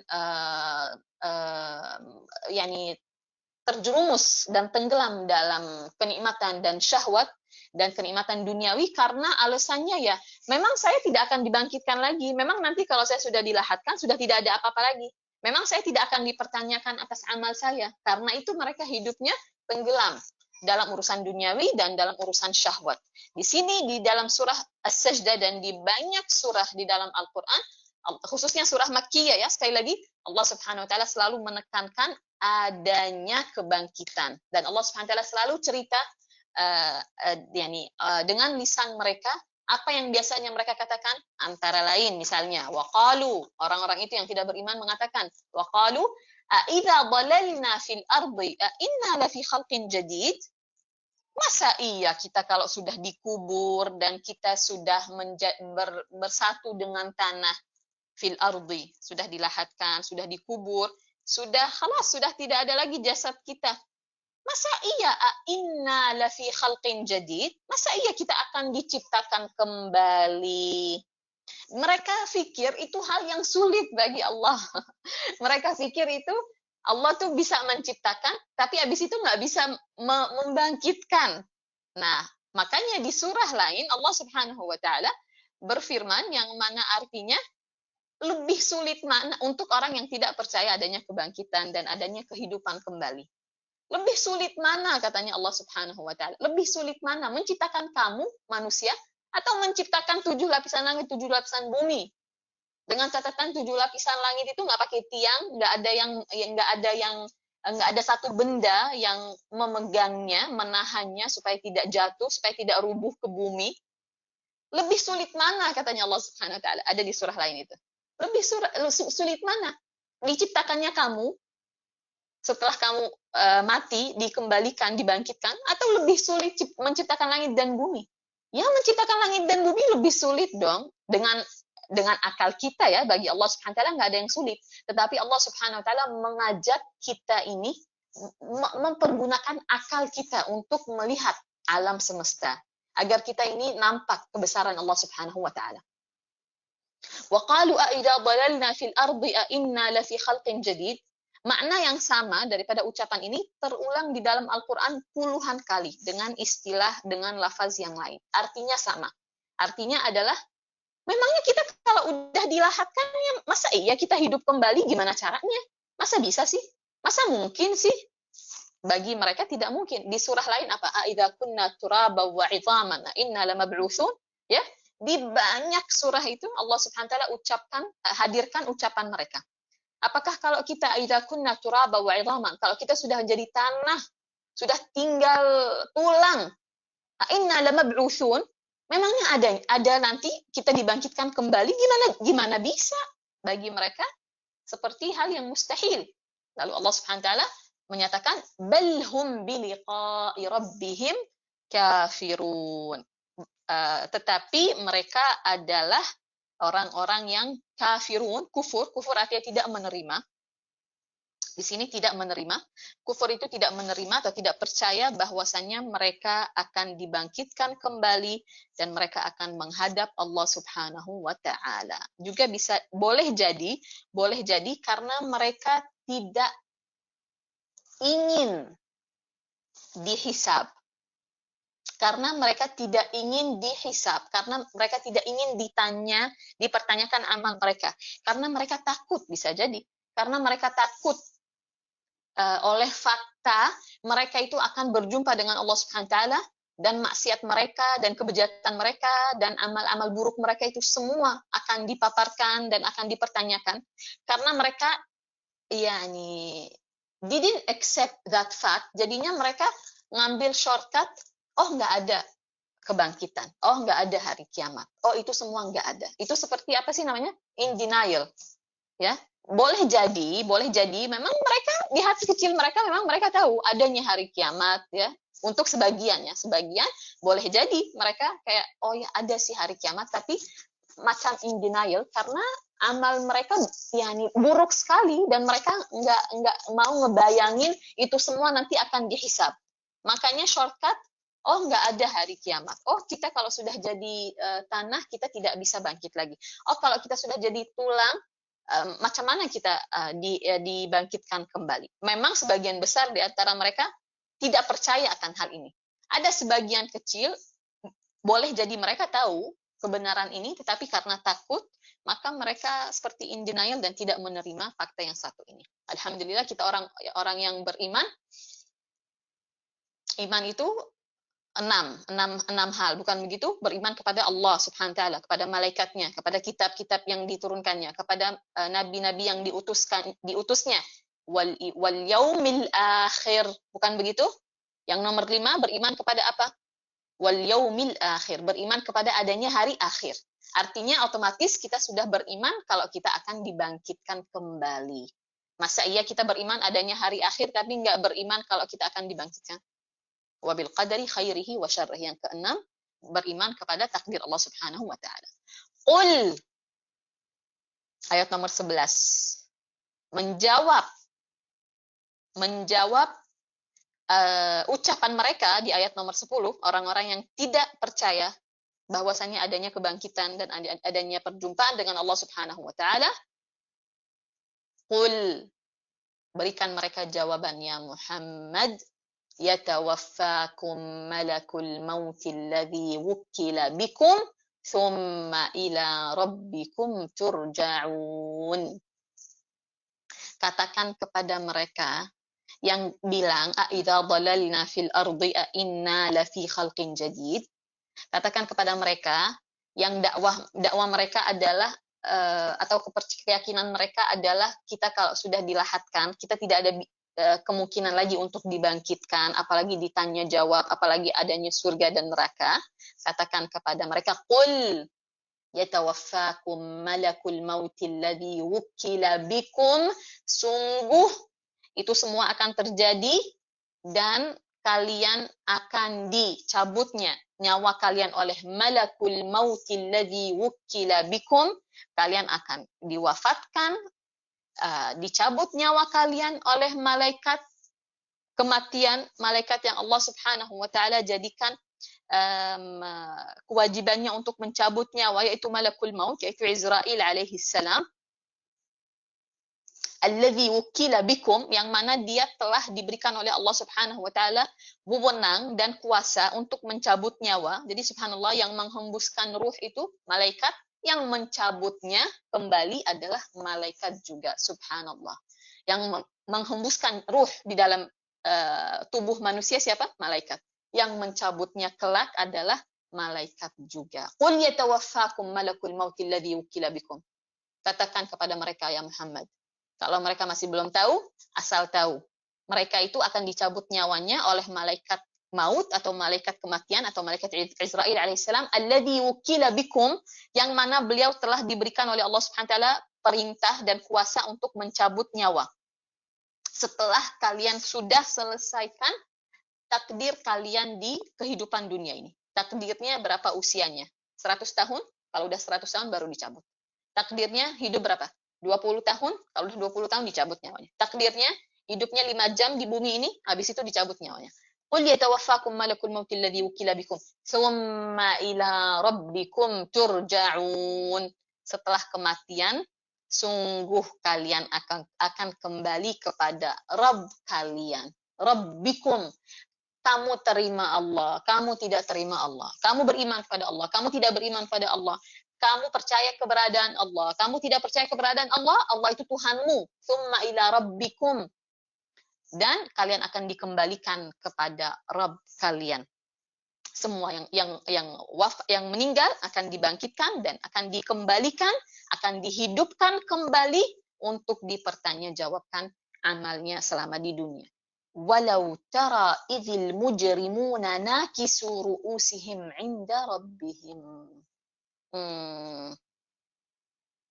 walau tara idzil mujrimuna nakisu ru'usihim 'inda rabbihim rabbana absarna wa sami'na farji'na na'mal salihan inna muqinun. Allah Subhanahu wa taala sekarang berbicara dengan orang-orang yang berakal, orang-orang yang faham, ya, orang-orang yang mengerti. Walau tara, walaupun sesuai ayat sebelumnya yang dimaksud oleh walau tara itu artinya dan jika engkau melihat, jika engkau memerhatikan, yang pertama yang dimaksud oleh walau tara adalah siapa? Rasulullah sallallahu alaihi wasallam, karena melihat ayat sebelumnya qul yatawaffakum, qul yaitu katakan wahai Muhammad. Jadi walau tara, dan jika engkau melihat atau jika engkau menyaksikan atau jika engkau memerhatikan, wahai siapa? Muhammad, dan kita semua yang berakal, dan kita semua yang berakal, dan kita semua yang membaca, dan kita semua yang mendengarkan. Walau tara, kalau kalian perhatikan, katanya Allah Subhanahu wa taala, walau tara itu kalau kalian perhatikan, ya, idzil mujrimuna nakisu ru'usihim. Tapi ini pembicaraan yang untuk nanti nih. Ini kejadian, ini satu scenery atau satu kejadian di padang mahsyar nanti. Ayat nomor 12 ini satu kejadian atau nanti yang akan terjadi di padang mahsyar.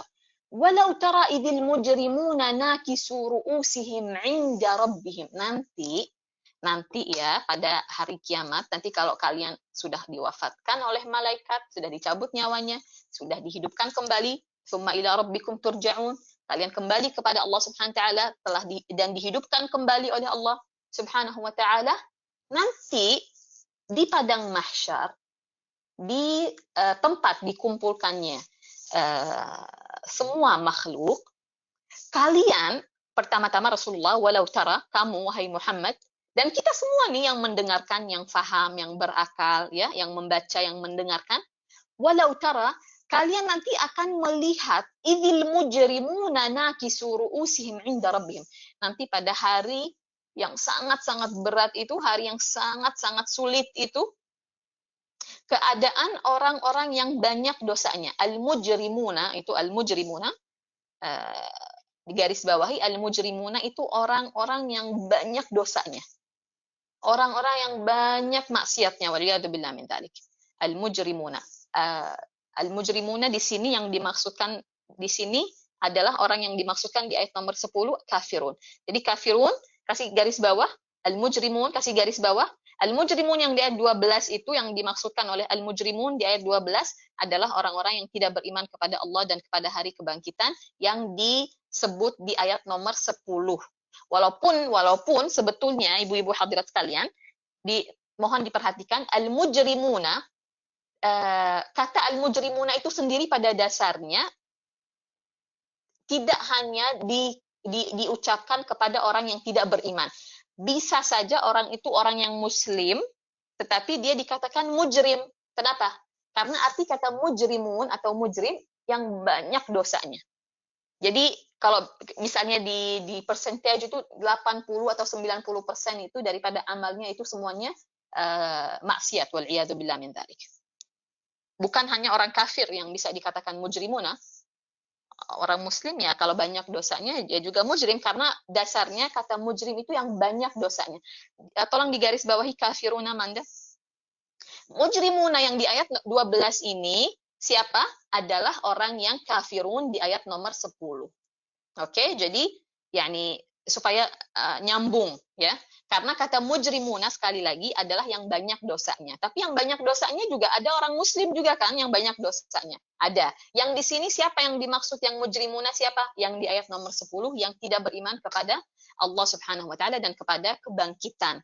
Nah, nanti katanya Allah Subhanahu wa taala, ya Muhammad, dan orang-orang yang berakal dan orang-orang yang beriman, orang-orang yang mendengarkan dan membaca ayat ini, nanti kalian akan melihat orang-orang itu yang tidak beriman kepada adanya hari kebangkitan, yang datang menghadap Allah Subhanahu wa taala dengan membawa amal ibadah yang adalah maksiat semua, wal'iyadzubillah.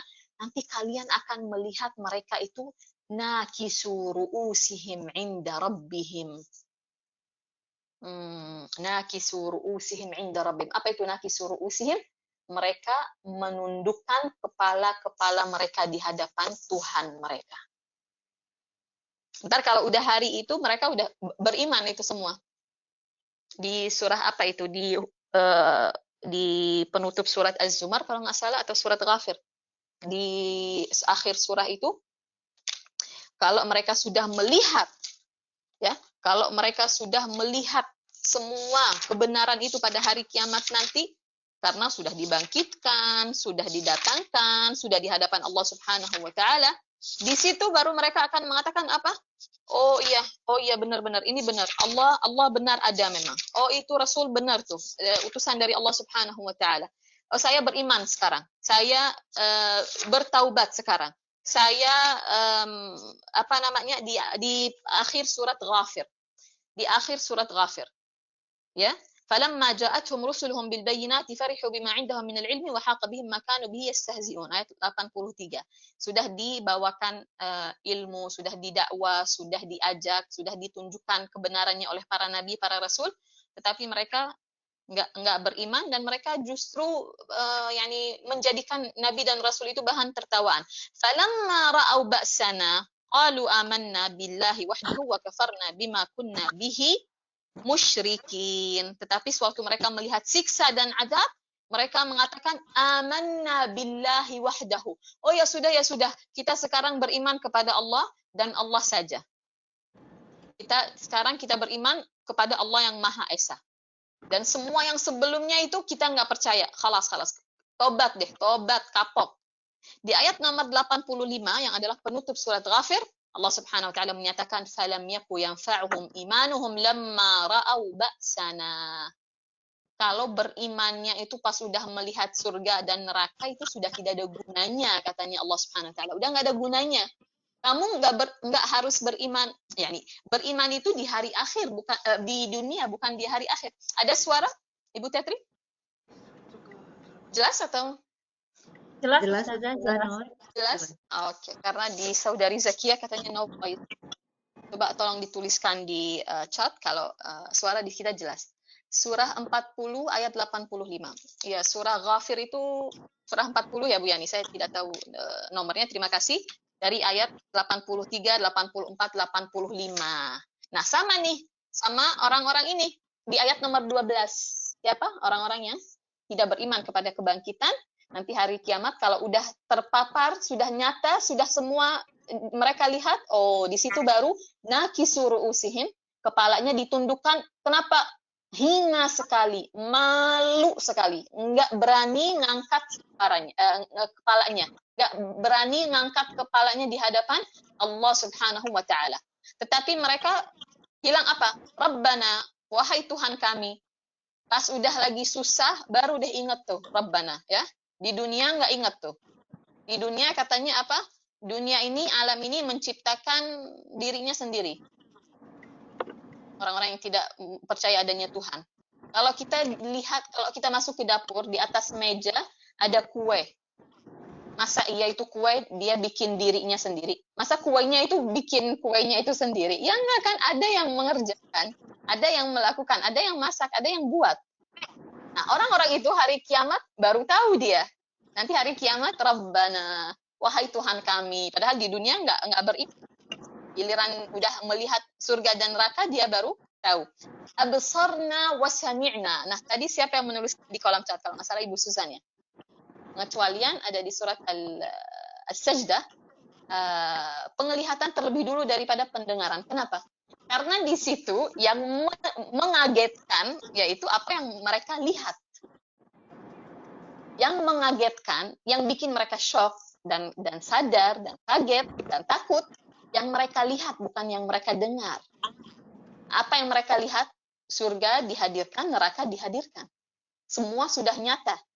Arsy-Nya Allah Subhanahu wa taala, ada malaikat, ada para nabi, ada para rasul, semua manusia dikumpulkan dari zaman Nabi Adam alaihissalam sampai akhir zaman.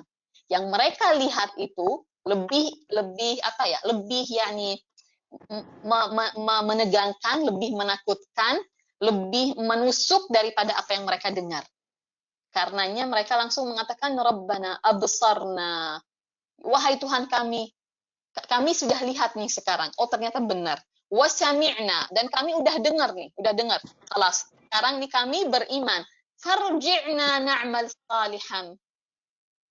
Mohon, wahai Tuhan kami, kembalikan kami. Farji'na. Kembalikan kami kemana? Ke rumah atau kemana? Kembalikan kami ke dunia. Na'mal salihan. Kembalikan kami ke dunia, berikan kami satu aja kesempatan, sehingga kami na'mal salihan. Sehingga kami beramal saleh, menyiapkan bekal kembali untuk hari yang semacam hari ini. Inna muqinun. Sesungguhnya kami beriman. Muqinun itu al-yaqin. Muqinun itu dari yakin. Apa itu yakin? Yakin percaya, terima. Inna muqinun. Giliran di situ dia baru percaya. Katanya Allah Subhanahu wa taala tadi di surat Ghafir, falam yaku yanfa'uhum imanuhum lamma ra'au ba'sana. Udah nggak ada gunanya lagi hari gini, dia baru percaya. Di dunia udah ada berapa nabi, udah ada berapa rasul, udah ada berapa kitab suci, udah ada berapa panggilan, udah ada berapa ajakan, udah ada berapa kesempatan, berapa banyaknya kesempatan yang ada di dunia ini. Katanya Sayyidina Ali bin Abi Thalib radhiyallahu anhu wa karramallahu wajhah. Apa katanya Sayyidina Ali? Dunia itu darul amal. Dunia darul amal. Dunia itu adalah tempatnya atau masanya beramal. Wal akhiratu daru hisab. Adapun hari akhir adalah tempat atau masa untuk mendapatkan hisab, untuk dihisab, untuk diberikan imbalan atau pembalasan. Jadi kalau hari gini dia mau bertobat sekarang ini, alhamdulillah wa syukrulillah. Insyaallah meninggal dalam keadaan husnul khatimah indal maut. Ya betul, menyesal belakangan, tapi insyaallah taala orang yang selalu baca Al-Qur'an, orang yang paham makna daripada firman-firman Allah Subhanahu wa taala, orang yang paham daripada maksud Allah Subhanahu wa taala, tidak ada baginya penyesalan di akhir nanti. Insyaallah taala taubat kita sekarang, istighfar kita sekarang, penyesalan kita sekarang, kesadaran kita insyaallah taala sekarang. Amin ya rabbal alamin. Inna muqinun. Sesungguhnya kita percaya, sesungguhnya kita yakin engkau adalah Tuhan yang Maha Esa. Yakin ternyata benar kita setelah diwafatkan kita dihadirkan kembali, dibangkitkan dan bla bla bla bla bla. Tapi sayang sekali bukan waktunya yang cocok dan yang tepat untuk penyesalan pada saat itu. Na'udzubillah min dzalik. Walau syi'na la'ataina kulla nafsin hudaha. Untuk yang tilawah surah As-Sajdah, untuk yang mau menghafal surah As-Sajdah, di garis bawahi la'ataina, karena la'ataina ini panjang ya. Ini bukan sekedar hamzah ada fathahnya, tetapi dipanjangkan 2 harakat. Tolong Manda kasih garis bawah. La'ataina. Karena banyak yang membacanya la'ataina. Bukan la'ataina tetapi la'ataina. Iya, la'ataina. Betul sekali. Walau syi'na, lalu firman Allah Subhanahu wa taala, walau syi'na la'ataina kulla nafsin hudaha walakin haqqal qawlu minni la'amla'anna jahannama minal jinnati wan nasi ajma'in. Jika kami mengkehendaki, katanya Allah Subhanahu wa taala, jika kami mengkehendaki, kalian akan menjadikan semua nyawa atau semua makhluk, nafs itu artinya nafs, nyawa atau ruh atau zat manusia. Kalau Allah Subhanahu wa taala berkehendak, kalau kami berkehendak, katanya Allah, kalau kami berkehendak, kami itu siapa? Allah saja. Kalau kami berkehendak, niscaya kami akan menjadikan seluruh makhluk hidup, semua anak keturunan Adam itu beriman. Tapi itu akan menjadi satu apa? Satu paksaan. Jadi Allah Subhanahu wa taala kalau Allah mau, Allah bisa saja dengan mudah menjadikan kita semua dari Nabi Adam alaihissalam sampai akhir hayat bumi ini, sampai manusia terakhir di bumi ini, kalau Allah berkehendak, Allah akan menjadikan semuanya beriman. Tapi sebetulnya kalau semuanya diberikan hidayat, dan hidayat itu dijadikannya mukmin atau beriman, orang itu beriman kepada Allah Subhanahu wa taala, artinya sebetulnya di sini kita itu tidak diberikan pilihan. Betul apa betul? Kalau kita semua dijadikannya beriman kepada Allah Subhanahu wa taala, artinya kita tidak diberikan pilihan, ya kan? Artinya kita langsung dijadikannya begitu aja. Allah Subhanahu wa taala memberikan kita pilihan. Allah Subhanahu wa taala memberikan kita pilihan. Bukankah di surah lain Allah Subhanahu wa taala berfirman, "Wa nafsin wa ma sawwaha fa'alhamaha fujuraha wa taqwaha." Allah Subhanahu wa taala bersumpah demi nafs, wa nafsin wa ma sawwaha. Nafs itu artinya ruh atau nyawa. Demi nyawa dan demi yang menciptakannya, yaitu Allah Subhanahu wa taala. Fa'alhamaha fujuraha wa taqwaha. Yang mana setiap nyawa Allah Subhanahu wa taala berikan hak memilih. Fa'alhamaha fujuraha wa taqwaha. Allah Subhanahu wa taala memberikan kita hak memilih dengan apa? Dengan diberikannya kita al-aql, akal sehat. Fa'alhamaha, diberikannya oleh Allah Subhanahu wa taala kepada setiap makhluk, diberikan apa? Fa'alhamaha, diberikan ilham. Fujuraha wa taqwaha. Ilham itu seperti apa? Kesadaran. Dia tahu yang mana yang tidak baik, dia tahu mana yang baik. Fujuraha, kesesatan atau yang tidak baik. Wa taqwaha. Taqwaha artinya kebaikan. Nah, di sini nampak sekali Allah Subhanahu wa taala adil dan memberikan kita pilihan. Kita diciptakan. Tsumma sawwahu wa nafakha fihi min ruhih, bukan begitu? Wa ja'ala lakumus sam'a wal absara wal afida. Kenapa kita dikasih penglihatan, pendengaran dan akal sehat? Karena kita akan dikasih dakwah setelah itu. Agar kita bisa faham hal-hal itu semua, kita perlu pendengaran, penglihatan, dan akal sehat atau kalbu. Lalu fa'alhamaha fujuraha wa taqwaha. Dan Allah Subhanahu wa taala dengan akal itu yang adalah benda yang menjadikan kita mulia, yaitu akal sehat, Allah memberikan kita kesadaran. Ini baik, ini tidak baik. Ini sesat, ini lurus. Ini ini satu kebaikan, ini satu keburukan. Fa'alhamaha fujuraha wa taqwaha. Lalu setelahnya itu apa? Fa'alhamaha fujuraha wa taqwaha. Qad aflaha man zakkaha wa qad khaba man dassaha. Beruntung siapa yang mensucikan dirinya. Wa qad khaba man dassaha. Dan celaka siapa yang tidak mengikuti petunjuk daripada Allah Subhanahu wa taala. Artinya, kalau kita kadang suka bilang gini, kenapa sih kita nggak semua diciptakan oleh Allah Subhanahu wa taala semuanya beriman, semua jadi ahli surga? Ya berarti kita tidak diberikan pilihan dong. Berarti Allah langsung aja gitu jadiin kita beriman, langsung aja gitu masuk surga. Tetapi Allah Subhanahu wa taala mengkehendaki yang lebih baik daripada kita. Daripada itu, kita diberikan akal sehat, diturunkannya bagi kita kitab suci dengan perantara para nabi dan para rasul. Di situ kita dikasih pilihan dengan akal sehat. Silahkan kamu pilih, kamu punya pendengaran, kamu punya penglihatan, kamu punya akal sehat, silahkan. Baca itu kitab suci, dengerin itu apa katanya Nabi dan Rasul, lihat tanda kebesaran Allah Subhanahu wa taala. Habis itu silahkan mau pilih mana? Mau pilih A, mau pilih B, silahkan. Walau syi'na la ataina kulla nafsin hudaha. Kalau Allah mau, semua bisa jadi orang-orang yang beriman. Ya, tapi itu berarti nggak dikasih pilihan dong. Makanya Allah kasih kita pilihan. Sesuai pilihan kita itu, kita akan dipertanggungjawabkan. Walakin haqqal qawlu minni la'amla'anna jahannama minal jinnati wan nasi ajma'in.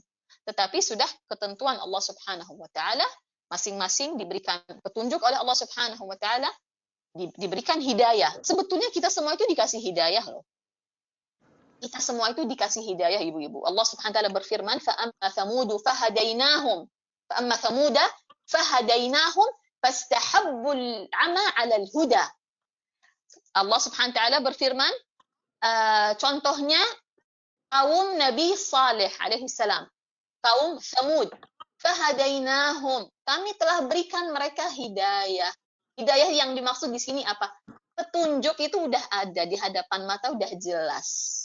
Di telinga udah jelas, akal udah dikasih, fahadainahum, udah dikasih petunjuk oleh Allah Subhanahu wa taala. Fastahabbul 'ama 'alal huda, tetapi lalu mereka memilih kesesatan atau memilih untuk tidak beriman kepada Nabi Saleh. Berarti itu adalah pilihan. Jadi ada sebagian yang adalah ketentuan Allah Subhanahu wa taala, ada sebagian yang adalah pilihan bagi manusia, dan alhamdulillah wa syukurulillah, semoga Allah Subhanahu wa taala tetapkan iman dan Islam kita sampai kita mati dalam keadaan husnul khatimah indal maut. Amin. Amla'anna jahannama minal jinnati wan nasi ajma'in. Untuk orang-orang yang fail di ujian yang satu ini dalam pilihan mereka, la'amla'anna jahannama minal jinnati wan nasi ajma'in. Bagi mereka adalah neraka di mana daripada bangsa jin pun yang tidak beriman kepada Allah Subhanahu wa taala akan menjadi ahli neraka, bukan hanya manusia. Fadzuqu bima nasitum liqa'a yaumikum hadza inna nasinakum. Ini semua dari ayat nomor 12 sampai ayat nomor 14 ini adalah masyahid min yaumil qiyamah, adalah pertunjukan di antara apa-apa yang akan terjadi pada hari kiamat nanti. Ini sudah diceritakan lebih dulu oleh Allah Subhanahu wa taala sebelum hari kiamat itu sendiri hadir. Dari ayat 12, 13, 14. Fadzuqu, katanya Allah Subhanahu wa taala, rasakan. Fadzuqu bima nasitum liqa'a yaumikum hadza. Kalian lupa, kalian lalai. Tapi lupa di sini bukan lupa yang lupa yang benar-benar lupa gitu, yang enggak sengaja, enggak. Ini yang sengaja. Yang sengaja. Artinya kalian ingkar, kalian tidak terima bahwasanya liqa'a yaumikum hadza, bahwasanya akan hadir hari ini dan akan adanya kebangkitan dan akan adanya hasyr wa nasyr, akan adanya perkumpulan di padang mahsyar. Rasakan atas ingkarnya kalian terhadap hari ini. Lupa bukan maksudnya lupa yang benar-benar lupa yang polos ya. Ini lupa yang dilupa-lupain. Ini yang disengajai. Artinya mereka ingkar akan hari itu, maka Allah Subhanahu wa taala nyatakan, rasakan sekarang siksa dan imbalan daripada kalian ingkar akan hari ini. Inna nasinakum, kami pun akan lalai terhadap kalian. Lalai di sini bukan lupa, sekali lagi bukan lupa yang kalau kita lupa ini lupa itu, tetapi yang dimaksud adalah dijauhkan atau mereka tidak mendapatkan rahmat Allah Subhanahu wa taala. Allah di sini menyatakan inna nasinakum, sesungguhnya kami melupakan kalian. Ini kalau ditranslate secara harfiah kayak di Google Translate, inna nasinakum, nanti jawabannya apa? Kami lupa kepada kalian. Nah, tapi kita fahamkan Allah Subhanahu wa taala zat yang sempurna. Lupa itu adalah salah satu sifat kekurangan, bukan begitu? Inna nasinakum, sewaktu Allah Subhanahu wa taala menyatakan kami akan lupa kepada kalian, kami telah lupa kepada kalian, bukan yang dimaksud lupa yang saya lupa naruh kunci di mana, lupa naruh handphone di mana, bukan seperti itu, tetapi yang dimaksudkan di sini adalah kalian tidak akan mendapatkan apa-apa daripada rahmat Allah Subhanahu wa taala pada hari akhir nanti. Wal iyadu billah min dzalik. Wa dzuqu 'adzabal khuldi bima kuntum ta'malun. Dan rasakan sekarang siksa yang bentuknya abadi, bima kuntum ta'malun. Ini adalah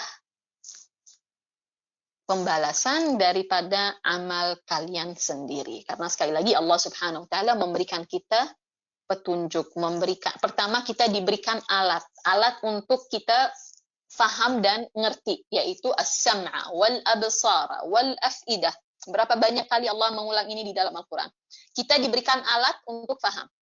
Udah gitu diturunkannya kitab suci yang dibawa oleh para nabi dan para rasul yang berjuang, yang berdakwah semampu mereka sampai akhir hayat mereka. Bahkan ada nabi yang 900 tahun lebih dakwahnya. Ada tanda-tanda kebesaran Allah Subhanahu wa taala di alam semesta. Agar akal ini sadar di luar sana ada Tuhan yang Maha Esa dan ada kebangkitan dan hari akhir dan lain sebagainya. Itu semua udah ada, itu semua. Masih aja nggak mau memilih jalan kebenaran, ya sudah. Fadzuqu bima nasitum liqa'a yaumikum hadza inna nasinakum. Kalian lalai, kalian ingkar, kalian akan dibangkitkan dan akan berjumpa dengan Allah Subhanahu wa taala. Allah pun tidak akan memberikan kalian rahmatnya pada hari itu. Bukan Allah lupa ya, bukan Allah lupa yang artinya lupa yang lupanya manusia, bukan, karena sifat yang seperti itu tidak patut bagi Allah Subhanahu wa taala. Wa dzuqu 'adzabal khuldi bima kuntum ta'malun.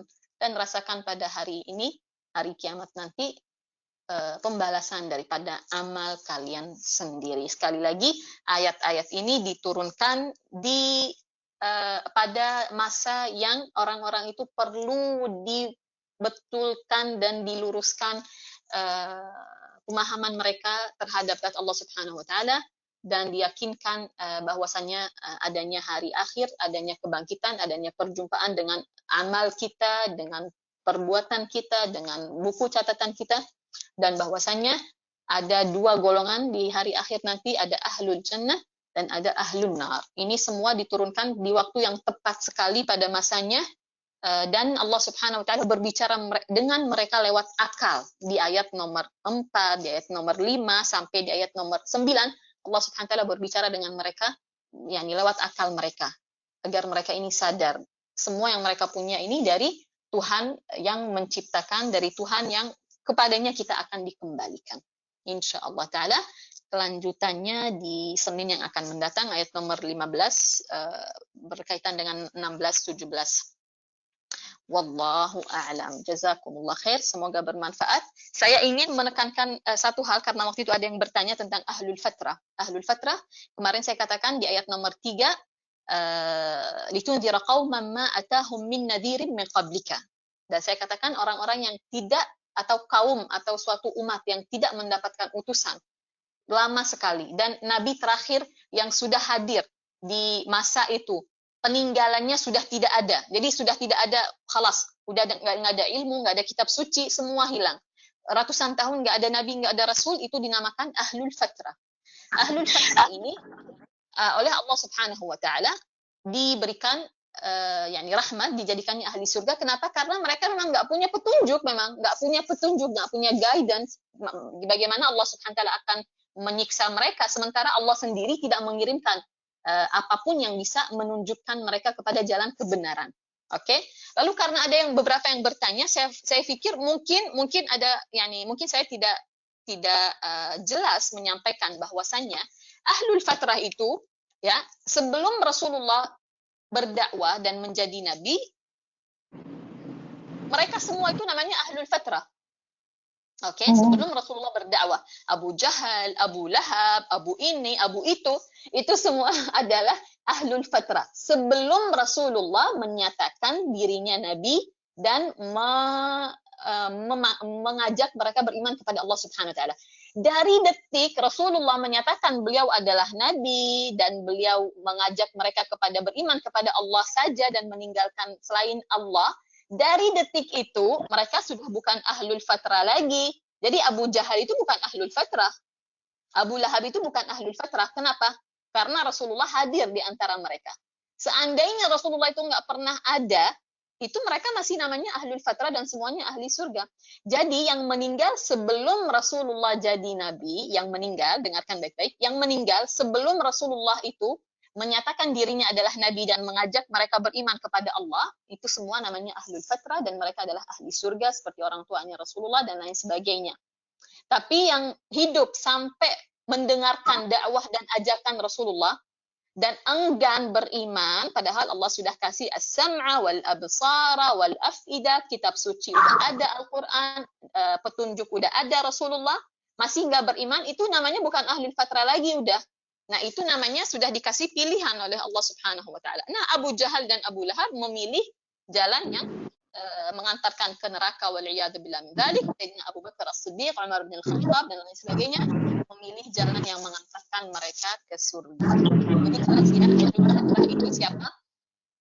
Ahlul fatrah yang sampai batasnya itu, batas akhirnya itu sampai meninggal itu nggak mendengarkan dakwah daripada Nabi ataupun Rasul. Itu namanya ahlul fatrah. Oke, yang sudah mendengarkan dakwahnya Rasulullah itu bukan ahlul fatrah lagi, karena sudah diberikan petunjuk kan? Karena sudah diberikan petunjuk. Jadi bukan ahlul fatrah lagi. والله أعلم. جزاكم الله خير. بسم الله الرحمن الرحيم. الحمد لله رب العالمين. اللهم صل وسلم على سيدنا محمد وعلى آله وصحبه أجمعين. اللهم إنا نسألك زيادة في الدين وبركة في العمر وصحة في الجسد وساعة في الرزق وتوبة قبل الموت وشهادة عند الموت ومغفرة بعد الموت وعفوا عند الحساب وأمانا من العذاب ونصيبا من الجنة، وارزقنا النظر إلى وجهك الكريم. ربنا اغفر لنا ولوالدينا وارحمهما كما ربيانا صغارا. ربنا اغفر لنا ولوالدينا وارحمهما كما ربيانا صغارا. ربنا اغفر لنا ولوالدينا وارحمهما كما ربيانا صغارا. اللهم بارك لنا في ذرياتنا ولا تضرهم، ووفقنا ووفقهم لطاعتك وارزقنا برهم. اللهم تقبل منا صلاتنا وصيامنا وقيامنا وقراءتنا وركوعنا وسجودنا وقعودنا وتسبيحنا وتهليلنا وتضرعنا وخشوعنا، ولا تضرب بها وجوهنا يا إله العالمين ويا خير الناصرين برحمتك يا أرحم الراحمين. اللهم فارق الفرقان ومنزل القرآن بالحكمة والبيان، بارك اللهم لنا في شهر رمضان. اللهم فارق الفرقان ومنزل القرآن بالحكمة والبيان، بارك اللهم لنا في شهر رمضان. اللهم فارق الفرقان ومنزل القرآن بالحكمة والبيان، بارك اللهم لنا في شهر رمضان، وأعد علينا وعلى جميع المسلمين سنينا بعد سنين وأعواما بعد أعوام، زائدين لا منتقصين، راضين غير ساخطين، مجتمعين لا متفرقين، مقبولين لا مطرودين، وعلى طاعتك أعنا يا أرحم الراحمين. اللهم قد تعرض لك في هذه الليالي المتعرضون، وقصدك القاصدون، ورغب في جودك ومعروفك الطالبون، ولك في هذه الليلة وكل ليلة من ليالي شهر رمضان نفحات ومواهب وعطيات تجود بها على من تشاء من عبادك، فاجعلنا اللهم ووالدينا وأولادنا والحاضرات وجميع المسلمين ممن سبقت لهم منك العناية. ها نحن دعوناك كما أمرتنا فاستجب لنا كما وعدتنا، إنك لا تخلف الميعاد يا أرحم الراحمين. وصل اللهم بجلالك وجمالك على سيدنا ومولانا محمد وعلى آله وصحبه أجمعين، بفضل سبحان ربك رب العزة عما يصفون، وسلام على المرسلين، والحمد لله رب العالمين. الفاتحة. Yang saya lihat ada satu aja pertanyaan di chat dari Ibu Mila. Waalaikumsalam warahmatullahi wabarakatuh. Mau menanyakan apakah hadisnya sahih tentang adab ziarah kubur sebaiknya melepas alas kaki. Jazakumullah khair wa iyyakum.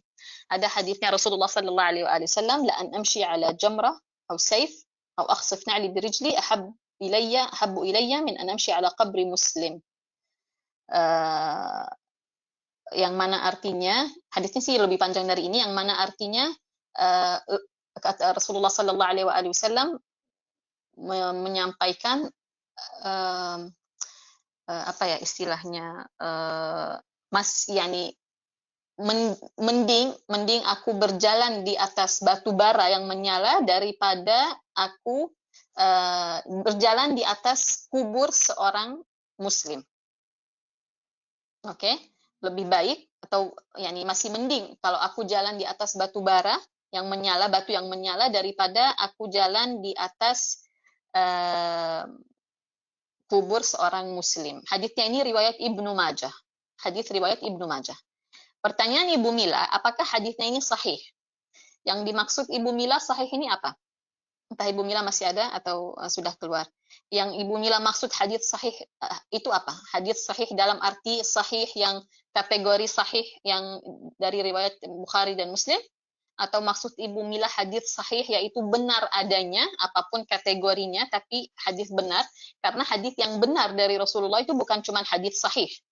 Ada hadis hasan, ada hadis marfu', ada hadis dhaif, bahkan hadis dhaif itu bisa dikatakan benar dengan syarat dan ketentuan tertentu. Jadi maksud Ibu Mila hadis sahih ini sahih yang mana maksudnya? Kalau maksudnya sahih yang riwayat Bukhari dan Muslim, setahu saya, yang saya tahu ini satu riwayat ya, yang tadi saya bacakan itu satu riwayat itu yang saya tahu itu dari Ibnu Majah. Ibnu Majah itu adalah muhaddits, adalah perawi hadis juga. Ibu Mila masih ada, maksudnya hadis dhaif atau sahih? Yang setahu saya ini bukan dhaif. Yang setahu saya ini bukan hadis dhaif. Jadi di atasnya hadis dhaif. Kalau dari segi kategori ya, kan ada sahih, ada muttafaq alaih, ada hasan, ada ini, ada itu, ada dhaif, ada maudhu'. Setahu saya ini bukan dhaif, di atasnya dhaif.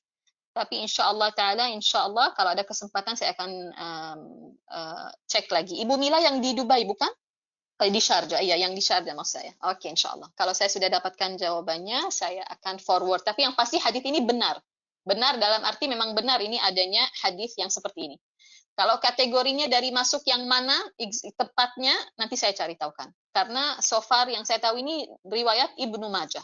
Imam Ibnu Majah itu seperti Imam Bukhari, seperti Imam Muslim, seperti Imam Baihaqi, ya, perawi hadis. Seperti Abu Dawud, perawi hadis. Jadi hadis ini memang benar adanya. Dan memang yani sepatutnya diamalkan. Tapi kalau Ibu Mila mau tahu tepatnya ini masuk ke kategori yang mana, insya Allah saya tahukan. Insya Allah ta'ala. Sampai ketemu, saya sesuai yang saya baca, tidak ada pertanyaan lagi. Insya Allah ta'ala berjumpa lagi dalam keadaan sehat walafiat. Doa, Alhamdulillah Rasulullah tadi bagaimana? Oke.